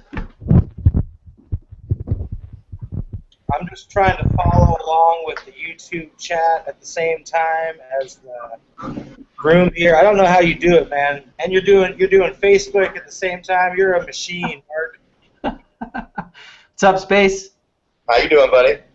Doing good, man. Doing good. Enjoying a little rosin dabs, making some rosin from some actually from some really nice bubble and some not so nice dry sift cleanings. I've been doing a lot of the same myself. We finally got to make some good melty here a couple days ago. Been stoked on that. Been out for a few days. Been smoking nothing but rosin. Woo! But nice. It's definitely nice to have it as opposed to smoking food grade. Turning your food grade into rosin is one of my favorite new things. Yeah, no doubt. Hey, it sure is happy times. So if we're smoking out of a cannabis reverend rig as well, just want to give a shout out to the old cannabis reverend. Yeah, where the hell is that thing? Here, check it out. He was down here a couple months ago, and he made this little Erlenmeyer flask rig. That's awesome. Busted you guys out in early. It's rare to have cannabis reverend rig. For sure. I remember I bought a few of them back in the day. Flipped them on OG, just photographing them in front of my deck out on the water. Same with the slingers. He used to do the double bubblers. What? He would do the double bubblers when Jason Lee caught that seal. Yeah, I was actually in his glass shop here, like, I don't know, probably 7 months ago, and he still has a few glass pieces that he had made when Tall Max was still blowing glass in the shop with him. He's probably got, like, maybe half a dozen pipes, and he doesn't even try to sell them. You know, I just think it's kind of funny. Like, a lot of people don't even know that he blows glass or has blown glass, but it's funny, like, his lab is in his glass shop, and he'll whip out anything at any given moment. He made himself a little distillery process for cleaning up the alcohol that he uses for cleaning resin, so he can recycle his alcohol back. It's fucking hilarious. Hey, that's pretty awesome. Hey, welcome back, Cheryl. I think we finally see you. Are you there, Cheryl? She's frozen. Well, she did make it in. Oh, welcome Chris Bennett at the same time. How's it going, man? It's going Pretty good. Made a little rosin just now. Nice. Tiny little bit of some oil that came off of that sift. It's funny how it's making it look dirty through this weird parchment paper. You know, it's funny, people think rosin's something new, but back in the day they used to take all the kif, put it in a big like canvas bag, and wind up the top, and then hold that up above a fire so the heat was reaching it, and then they would turn the bag, and the oil would secrete through the bag from the keef as it's heated up, and they'd get a bit out, then they'd twist it a bit more a little bit later, and then scrape a bit more of that oil. And that was the original hash oil, was this heat extracted from keef oil. And were they getting those bags from freshheadies.com? It was pre-fresh heady technology, unfortunately. Yeah, this was back in the day, you know. Back in the day, when you say back in the day, you're talking like some fucking hundreds or thousands of years ago. Well, at least hundreds. You know, there's a lot of debate about hash when hash was first invented. A lot of people think, you know, it's like an Islamic thing. Original keef type hashes, you know, medieval type times. But Ethan Russo points to some Assyrian recipes that call for the screening of cannabis. So it seems like they were like trying to break the trichomes off the vegetative matter back in Assyrian times, and as well Zoroastrian references seem to indicate some sort of potent extraction of some kind as well. Okay, so while you were telling that story, in a split-second glimpse, I pictured you and me in a movie kind of like Bill and Ted's Excellent Adventure, except we're going back in time to discover all these ancient hash techniques. And smoke with ancient hash heads. Of course! Dude. Absolutely. That's pretty good. So what year will you leave the mothership in and be stuck with like a wooden rig in present time? That'll mess everything up. That's how the mothership, and then you'll have to show the video of Scott Deppie discovering the mothership that we left back in time and coming up with it. Back to the age of coconut bong technology, when they're throwing the chillums in the coconuts and first inventing the water pipes. Jeez, awesome history. I love the history. There you go. Well, the Fab Egg does look like one of those old coconut pipes, you know. I'm sure that's where you get that round shape from, you know. Yeah, it's definitely chalice-esque, and it's definitely egg-esque as like a Fabergé egg. Bubbleman's Bogus Journey. All right. I'm baked. It's true. This movie must be made. we can use the electric skateboards to go back in time. Yeah, well, if you get going fast enough in the right direction around the globe there, eventually you start spinning back in time. And if we put on a flux capacitor. That's right. All right. Okay. So yeah, as many of you probably know, I've been doing some electric longboarding sessions with Chris lately. Posted a few up on the channel there. Wicked fun, I have to say.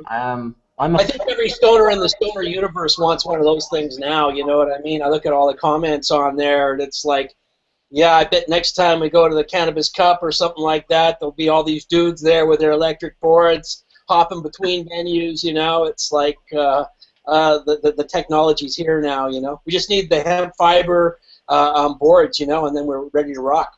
Well, I talked to Enrico from Sublimator the other day. He's also got 3 or 4 of them. He orders all the new ones like you, and he's got the one like you that you operate with your feet. But great! I didn't know Enrico was a skater. That's cool, man. Yeah, so he was like, "Why did you not invite me?" And I was like, "Dude, I didn't even know. Like, you're invited, of course. Like, come with us every Thursday. Apparently, we're the Thursday Thrashers, or now known as the Lords of Bongtown." That's right, Lords of Bongtown. Take a rip with the Lords of Bongtown. Yeah. Someone's asking me why they can't find the people ask me the names of the songs in my videos all the time, even when I post the name of the song right over the video when the song starts. And then they ask me, what's the name of that song? And then I tell them, and then they're like, dude, I can't find that song anywhere. I'm like, yes, because it's unreleased. My friends are artists, and then they give me unreleased songs, and then I don't know when they release them. You have to wait for them to release them if you want, like, to buy the song. Otherwise, watch the video and listen to the song. There you go, man. You know, last night, late at night, I got a friend a message from some European mutual friends there, the doctors. I don't know if it's cool to say who here on. Well, I guess Rob Clark's been on, but his partner in crime there, Watson and Clark, were messaging me about that Scythian find of the cups and bowls of the cannabis drink that they recently found. National Geographic did an article, and then every other paper in the world got it wrong and said 2,700-year-old gold bongs found, and it was not bongs, just so everybody's clear on that. It was a beverage. It was a bowl that was used in the preparation of it, and cups used in the drinking of it. So there are, as far as like bongs and pipes, people didn't really even start smoking cannabis is the general belief until after the New World discovery of tobacco smoking. And then that transferred over into pipes and bongs for cannabis smoking. The initial way, you burn it as an incense, or you eat it as a food, or you drink it as a drink, and probably the drink was the most common way of partaking of cannabis prior to the development of smoking in pipes, bongs, and joints. Which makes sense, because that's really how you want to feed your endocannabinoid system, is through that oral consumption of cannabinoids.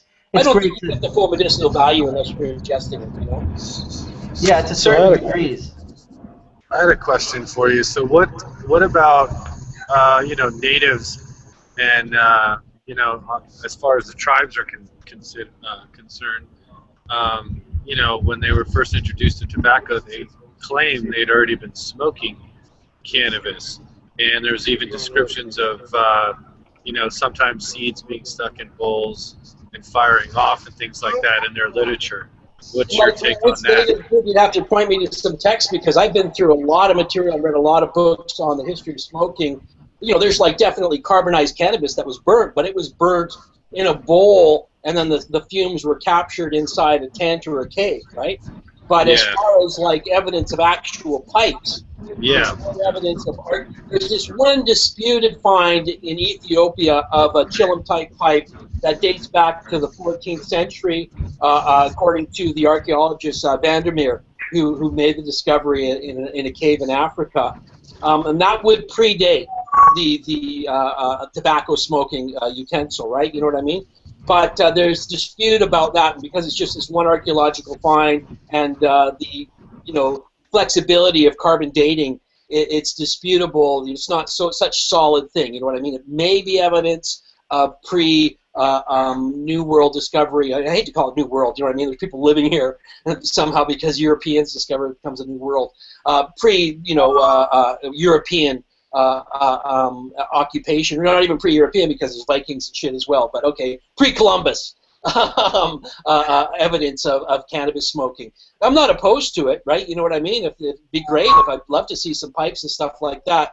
But even in like amongst the Africans, pygmies, and Congo and stuff, it's thought that they were introduced to cannabis by Islamic guys cruising around in that area, and that the smoking developed after that.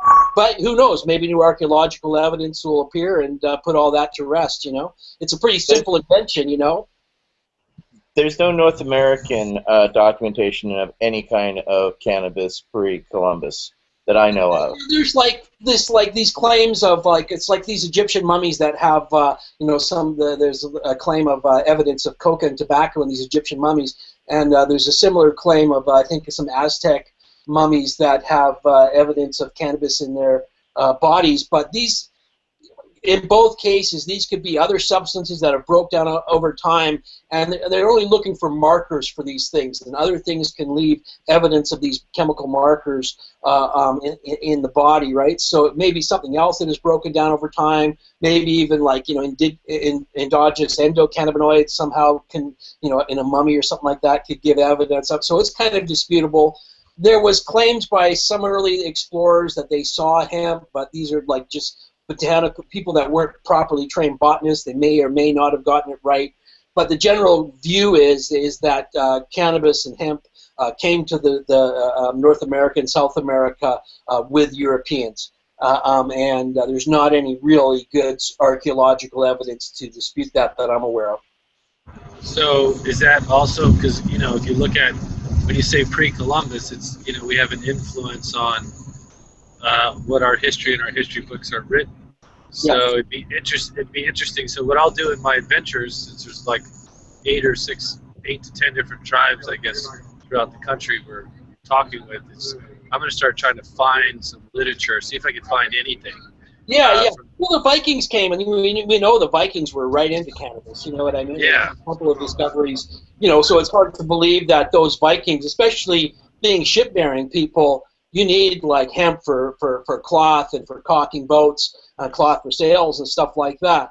I can't imagine a Viking crew making a voyage like that without that type of preparation. A lot of times these guys would, you know, go somewhere and build a whole new boat before they sailed away from there because the last boat was so shot, you know what I mean? And so these guys were prepared to do that type of stuff, and it'd be hard to believe that, you know, I don't know if anybody's done any work on the East Coast looking at the remains of that Viking settlement on the East Coast of Canada to see if there's any evidence of hemp production there, but, you know, it could very well be.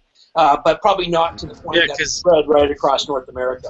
Well, if not the Vikings, for surely the Basque, because the Basque were also very secret fishermen, and they were also the big whalers, and they found many East Coast villages along the Canadian lines that were of Basque origin. So I know the Basque, of course, would carry seed with them because they were also seafaring. On top of that, they were secretive about their fishing grounds and told no one except their family members. So, if not the Basque, for sure the Basque, and then right after the Basque, then the French. And then there was a long time ago the trade. Oh, go ahead. Go ahead. I was just saying there was a trade route between Alaska and Asia at one point a long time ago. So there could that little piece of land. There could have been other types of diversion and other types of things that came from Asia across Alaska into Canada down into the United States and South America as well, you know. But there's, like you said, there's not any evidence that suggests that just yet. But I think there's a lot. I think there's a lot lost in the history books, especially when, you know, the white man kind of hit North America. So there's a lot of other documentation I think that might exist. So I'll keep my eyes out. Absolutely. Yeah, no, things can always change, and there's always, it seems every few years, there's some great new archaeological discovery that really changes how we view about cannabis, like that one in China of the 2,700-year-old cannabis. That's like totally changed what we know about trade routes and stuff like that. Before the discovery of the Gushi culture, the Indo-European culture that was right in the center of China, it was thought things like the Spice Road were, you know, 200 or 300 BC, but now it's more like, you know, 2000 BC, and changed all those dates of interaction between cultures, and radically, you know, revised that whole bit of history. And really, you know, that ancient spice trail was as much a hempen highway as a spice trail. Cannabis was a major commodity, and good quality cannabis incense, you know, fetched a price like gold in the ancient world, and was sought after by many ancient temples throughout the ancient world, Middle East, Asia, everywhere, India, you know.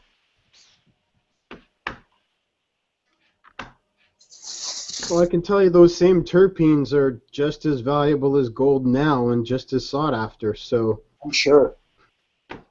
We're only discovering, you know, like you look at some of these medical claims of the ancient world and ancient China and Indian Ayurveda and stuff like that. We're really just rediscovering all this stuff, you know, especially, you know, in regards to preventive medicine and its, you know, role in longevity. The oldest woman who ever lived, Phula Nayak, 127 years old, used cannabis every day.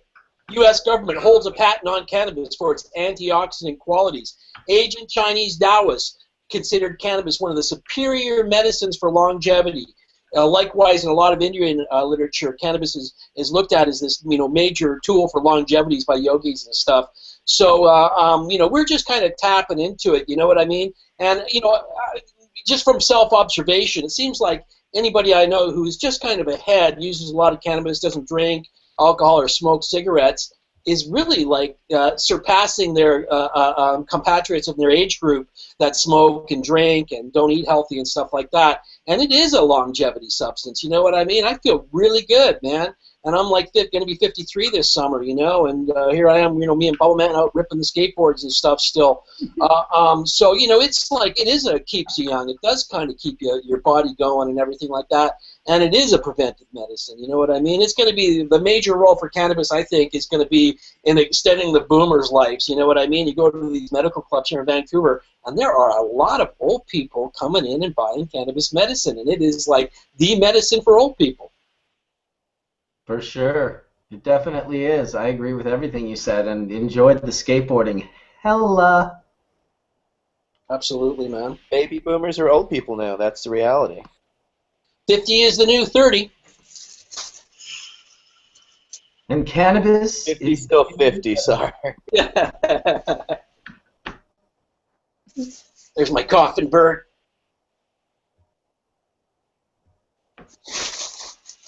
Oh yeah, your coffin bird. Remember he was coughing on the video? What's up? How's it going, Papa? Yeah, I was wondering what those whistles were, and then I realized. This little buddy that was hanging out. Yeah, he goes quiet as soon as you can see him. It's like that frog in the Warner Brothers cartoons that does the song and dance, and they'll tell you put the camera on or try to show him to somebody, and he just like quiet. Hello, my baby. Hello, my darling. Hello, my ragtime guy.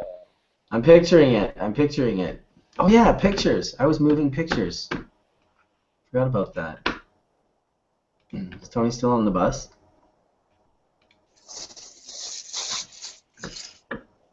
Well, I got some chores to do here, so I'm going to sign out. Just wanted to pop in and say hi. And you coming into town tomorrow for a skate or what? Yeah, I'm not too sure what's going on. I'll get in touch with you for sure. Cool, cool. Well, I got some parts for those other boards, so I should have 4 boards going by Thursday. So if anybody wants to hook up with the Lords of Bongtown on Thursday for a Vancouver rip, message me up and we'll hook you up with one of those and get you out for a bit of a pre-run on the boards so that you can keep up with the boys. And so should we do that at 4 o'clock so by 4:20 we're puffing and recharging the boards? Yeah, well, absolutely. We got to get Matt back on the back. Maybe even like show up at 3:30. We'll puff down, and then we can go for a good rip and get Matt back on his way before his 6 o'clock flight out of there.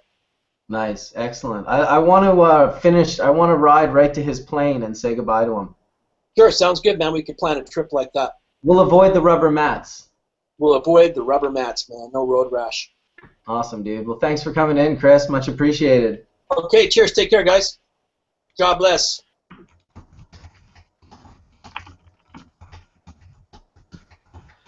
I'm glad you got him in here. He's such fun in history. Yeah, dude, Chris knows his shit for sure. So.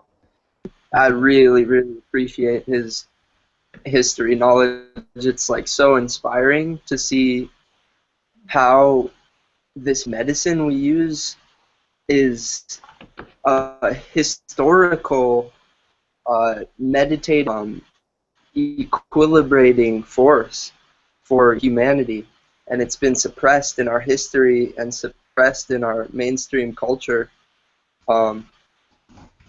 It's really cool to see it's so inspiring just to see and not worry about how it's been suppressed, but focus more on how this amazing movement is occurring that can be a literal revolution within itself, or at least stimulate the rumblings and evolution in my mind just by the energy of and to see the historical backing to that is just incredible and really beautiful. Well, every time you suppress this plant, what happens? It comes back stronger, harder than ever. And what's only happened every time keeps coming back, no matter what culture. For some reason, this is one hell of a pervasive plant that motivates a hell of a lot of people, so much so that we changed our lives and changed history so that we can accommodate ourselves and hopefully, if we continue down the path, free all our brothers and sisters, because there's too many brothers and sisters in jail right now. And if there's a toke we should take a toke to, it's to all our brothers and sisters who right now who are still, you know, I have to say one of the great things this year, Bubbleman, was hanging out with you and then Mark Emery and taking bong hits with Mark Emery. And to know that he's free and hanging out and being free. But it just, you know, reminds us, never forget, we have brothers and sisters right now in jail doing time for this plant, and we can celebrate, but let's never forget we still have work to do. You know what? That reminds me. That will allow me to mention my good friend Zach Gillis. And you can check out his Facebook group. It's Zach, Z or Z, however you want to pronounce it, A-K, and then Gillis, Gillis. And it's a closed group, so you'll have to ask to be a part of it. And it's basically, it talks about the legal fund that's being put together for him, which is, I think it's a Zach's fund at WordPress. I'll put the links into the final video, but let's see if I can read his story real quick here. Zach, who are we? We're Zach's friends. Okay, Zach's story is one of tragedy, but not one of violence. It's one of poverty, but not one of greed. His story starts as a young boy with 3 little sisters, all growing up in an alternative, earthy environment until abuse and divorce pressed the fast-forward button on Zach's life. His childhood was facing immense struggle and loss. Zach still had the inner strength to carry on. Zach was independent and financially supporting himself through college at age 16, and growing cannabis was the best way he knew. After scuffles with the law over petty charges, Zach found glass blowing and carpentry and began to live the life of creativity he was meant to. I'll pause at that point and tell you that's when Zach came into my life.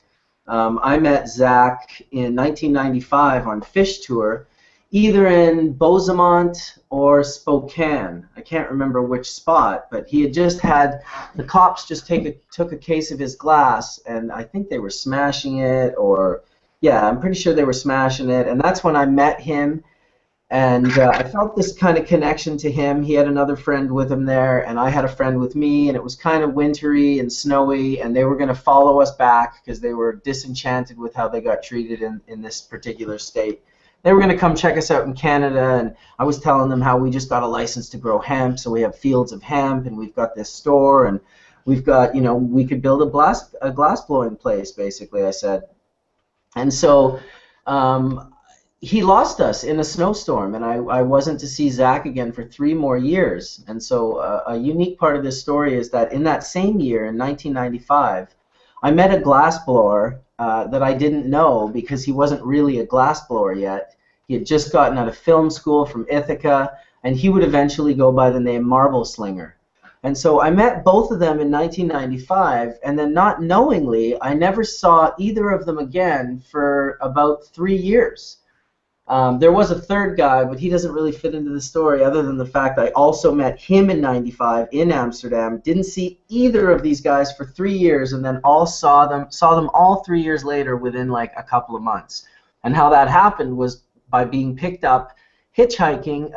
Slinger and Jason Lee were hitchhiking on the way to the Gorge in Washington on a little fish tour leg, and I picked them up. And so it was about a month later that Slinger was like, I think my roommate knows you. He said he met you on Fish Tour. And so Zach was one of these guys, and it was indeed this guy, Zach, who was his roommate and was the same guy I met on Fish Tour in 95. And really a brother from another mother. Like, I always had a really deep connection with this dude, and he was a real solid dude. And now he's been basically caught up in a RICO charge. Okay, here, I'll read it. Zach hasn't hurt anyone. He's not a criminal. Zach faces charges in a RICO case with people who sold marijuana across state lines. Our system won't treat him as an individual we know him as. The federal government calls knowing the people who sold marijuana conspiracy and demands a mandatory minimum of 5 years of Zach's life, and the prosecutor may go for more, potentially 25 years.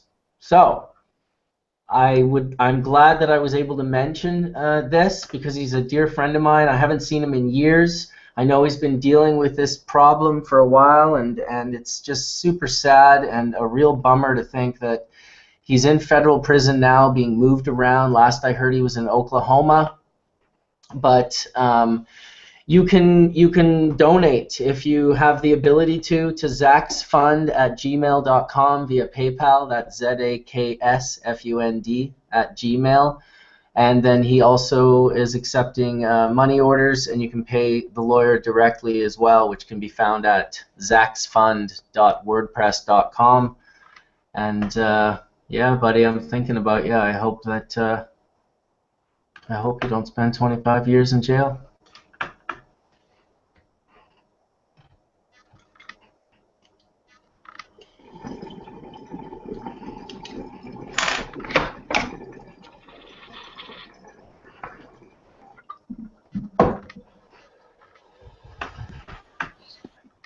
No one should go to jail for a plan. This is based on old.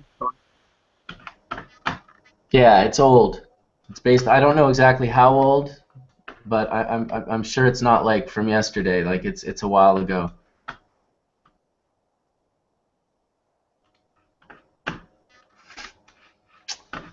Sad It's shit. so ridiculous. Hopefully, with the rescheduling of,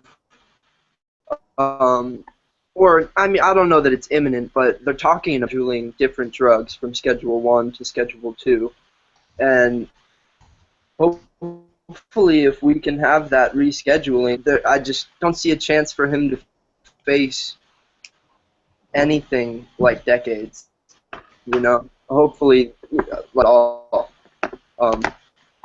Because I think even the federal government is starting to wake up to this, whether it be money backing it or not. The powers and blessings of cannabis are starting to be government, and I really believe that will show through for your friends. But we should all hopefully rally together with some donations.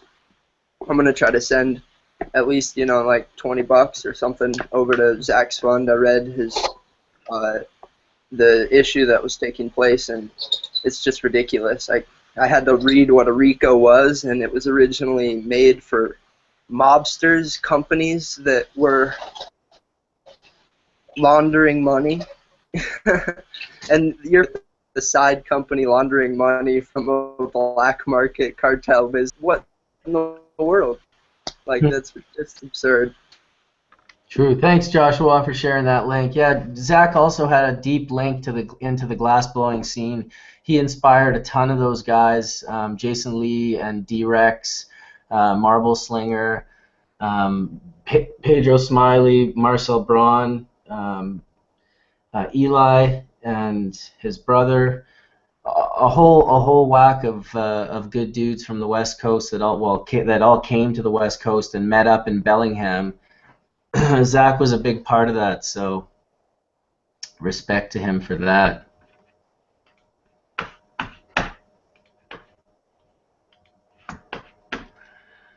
Well, geez, thanks to the 555 viewers still sharing their time with us and all the people in chat here. We're enjoying Hash Church today, kind of a laid-back church. We want to thank Cheryl for coming in. I'm sorry that she wasn't able to get back in. She was having wonky internet. Probably as the day got on, more people around her jumped onto the connection. So we're sorry we didn't get to say goodbye to her, but hopefully she'll be able to come back and say goodbye to us next time. I will invite her in again, of course. And it was kind of fun to have Tony in today on a bus. You don't see that every day. Talk about a committed Hash Church attendee. I can't believe he gets it to work, and we can't get anything to work, but he can do the whole phone talking. Nobody on the bus goes, "Hey, dude, could you be quiet? My kid's sleeping." No interruptions, and the dog's quiet. I know. The whole thing. You're kind of right about that, actually. You couldn't have scripted that better, honestly. I mean, that was just hilarious. Okay, and the craziest thing was when he got his buddy to talk. I looked away for a second, and then I looked back up, and I was like, is this some other fucking dude on the bus talking? And I forgot, I recognized the guy. That was that PhD dude, because Tony introduced me to that guy before, and he's quite brilliant. So I was all of a sudden like, oh my God, like, this is great.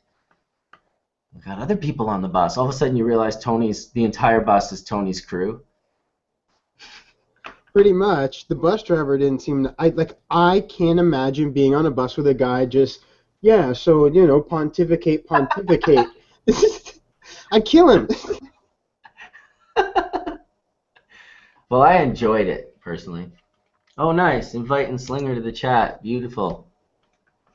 I know he's busy. I'm sure he won't have time, but if he does, we will say hi to him for certain. And it was Slinger who actually sent me the information about Zach first, and then I heard it from D-Rec. I met D-Rec through Slinger. I really met all of those guys through Slinger except Zach, because I met Zach on my own. And so that was just very trippy. Such crazy coincidences, you know, like to drive by Slinger on my way to a fish show in a brand new car that I rented and see him across the street standing in front of an A&W, which is fast food I don't even enjoy. And then my brain, which I'm an OCD, like never turn around even for gas, I'll just run out of gas instead. I'm like not gonna turn around. And then my brain's like, you should go back and pick and get onion rings. That's what it was. Go pick up that hitchhiker and get onion rings. You can go get onion rings and see if that hitchhiker's still there. And then I'm having this conversation with myself like, I don't even fucking like onion rings or A&W. Like, what kind of argument is that to try and convince me to go back and get that guy? But then I realized, holy shit, but that was from me. Like, I gave myself that argument. And then I was like, there must be a reason. So I turned around and I went and I picked up Marble Slinger. I wonder if this thing's here. It would sure be great if it was. Probably not anymore. It used to be for a long time. I turned around. Now he was on the other side of the street. And I was like, hey, dude, you need a ride? And this was me meeting Marble Slinger for the second time, not realizing it at the time that we'd ever met each other. And he was like, yeah, I got a friend. My friend's got to come with me too. And that was Jason Lee and his girlfriend. So they were good to go. And I was still like, we got to go get some onion rings. So we're standing in line at the A&W getting onion rings. This is how crazy I am. And he gives me a marble with an ohm symbol in it. I wish I had it in my drawer here because it's really quite a beautiful marble. I definitely still have it. It's the first marble Slinger ever gave me in a long list of gifted marbles. So I thank him for that and give props to Marble Slinger, one of the great glassblowers out there, and truly an artist in every sense of the word. Since I've known the guy, he really is more than just a glassblower. I think of him more as an artist who just allows his passion and love for cannabis to flow into his work. So I appreciate him for that. I just donated $43 to the Zach Gillis Legal Fund fundraiser, and it should be pretty easy to find on a Google search. It happened. I wish I could donate more, but I thought I would do what I can. Wanted to mention that one more time. Let's talk. Mentioning that Bubbleman. Yeah, we have our friend Ed in prison and has been in prison for a long time on some big charges, and we're scheduling and readjusting of the perspective of cannabis. He will find parole, it should be common sense, right? Did you say Eddie? Yeah, Eddie Lepp. Oh yeah, I've known Eddie Lepp for a long time. I would also call Eddie a friend. I met him years and years ago, and he was quite a character. I was always terrible to hear when they gave him so much problems and put him in jail. He must have been in jail for close to 10 years now. He is still, and hopefully, what I was told was like something like 500 days. And my good friend Alan out here, who does the grow, I was over at his place yesterday, and I was blessed with Eddie's seed stash, which has Jack Herrera. Well, I was told Jack Herrera's stash. Probably not all of Jack Herrera's stash, but it was incredible. like Eddie and Jack traveled the world and found a lot of amazing cultivars and sorted through them and kept the best ones. And Alan's got those on lock, so we're hoping to help preserve those blessed genetics. And it was just so cool to open this box. It was sitting on the table, and I was sitting there, had no clue what it was because it was like a random like electronics box, like an old box, and I just had no clue. So after like 20 minutes of conversating, he's like, "So you want to go through that?" And I was like, "Oh, what? That's wow."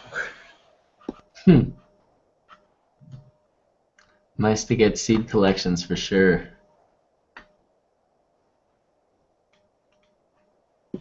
Well, it's all about the genes. Yeah, I was mentioning how it's just crucial to do a viability check and check on germination for all the generations. Sure, you're not losing viability, and if you're losing viability on a particular cultivar, then you take that 1 out of 10 or 1 out of 20 that you can get to germinate, and rather than losing that cultivar. Yes, and remember, Rob Clark came in here a while ago and said, even if your seeds don't crack, you can send them to him for their project that they're working on right now. And some type of a genome project, and I should really know the address to drop, but I'll just say, damn, Rob, this is why I need you in here, dude. I'll figure it out. I'll write it into the comments of the final video, the address where you can send genetics.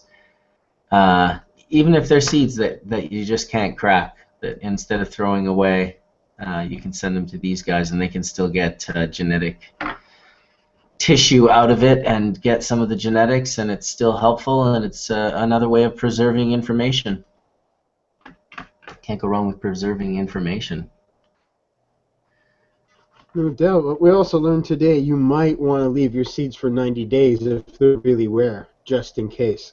I mean, seriously, right? Crazy. That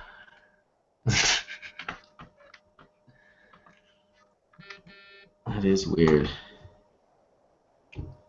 Well, anything that grows on the edge of a volcano is unique in and of itself. So I can only imagine what that 1 ounce, after, what was that, 1 million years you have to grow it? It must be the most amazing one dab you're going to get. Maybe. You never know. A dab will do you. Sometimes you need 100. Well, when, 90 days and then 120 or something insane, yeah, you can grow on nothing. But maybe we'll just try a few other strains down the hill from the volcano. There you go. That's that makes sense. Well, I'm glad I got to mention Zach. I meant to do that, and I did. And I hope that thank you, Creek, and everyone else for helping out Zach and his legal fund and help get him back to his family where he belongs. And thanks everyone for watching Hash Church for episode 36. Thank everyone, obviously, who came in and participated in the panel.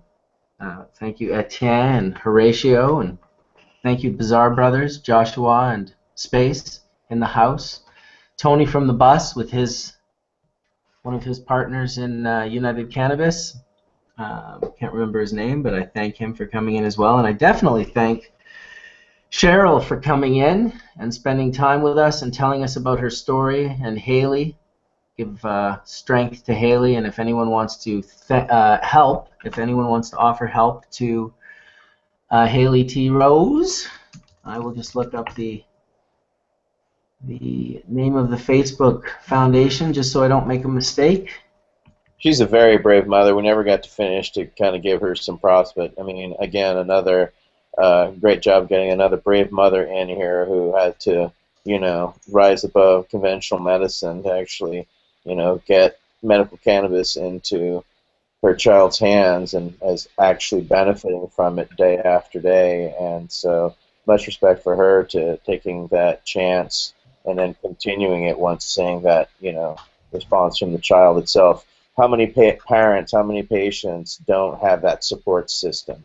You know what I'm saying? That is huge. So much respect all around.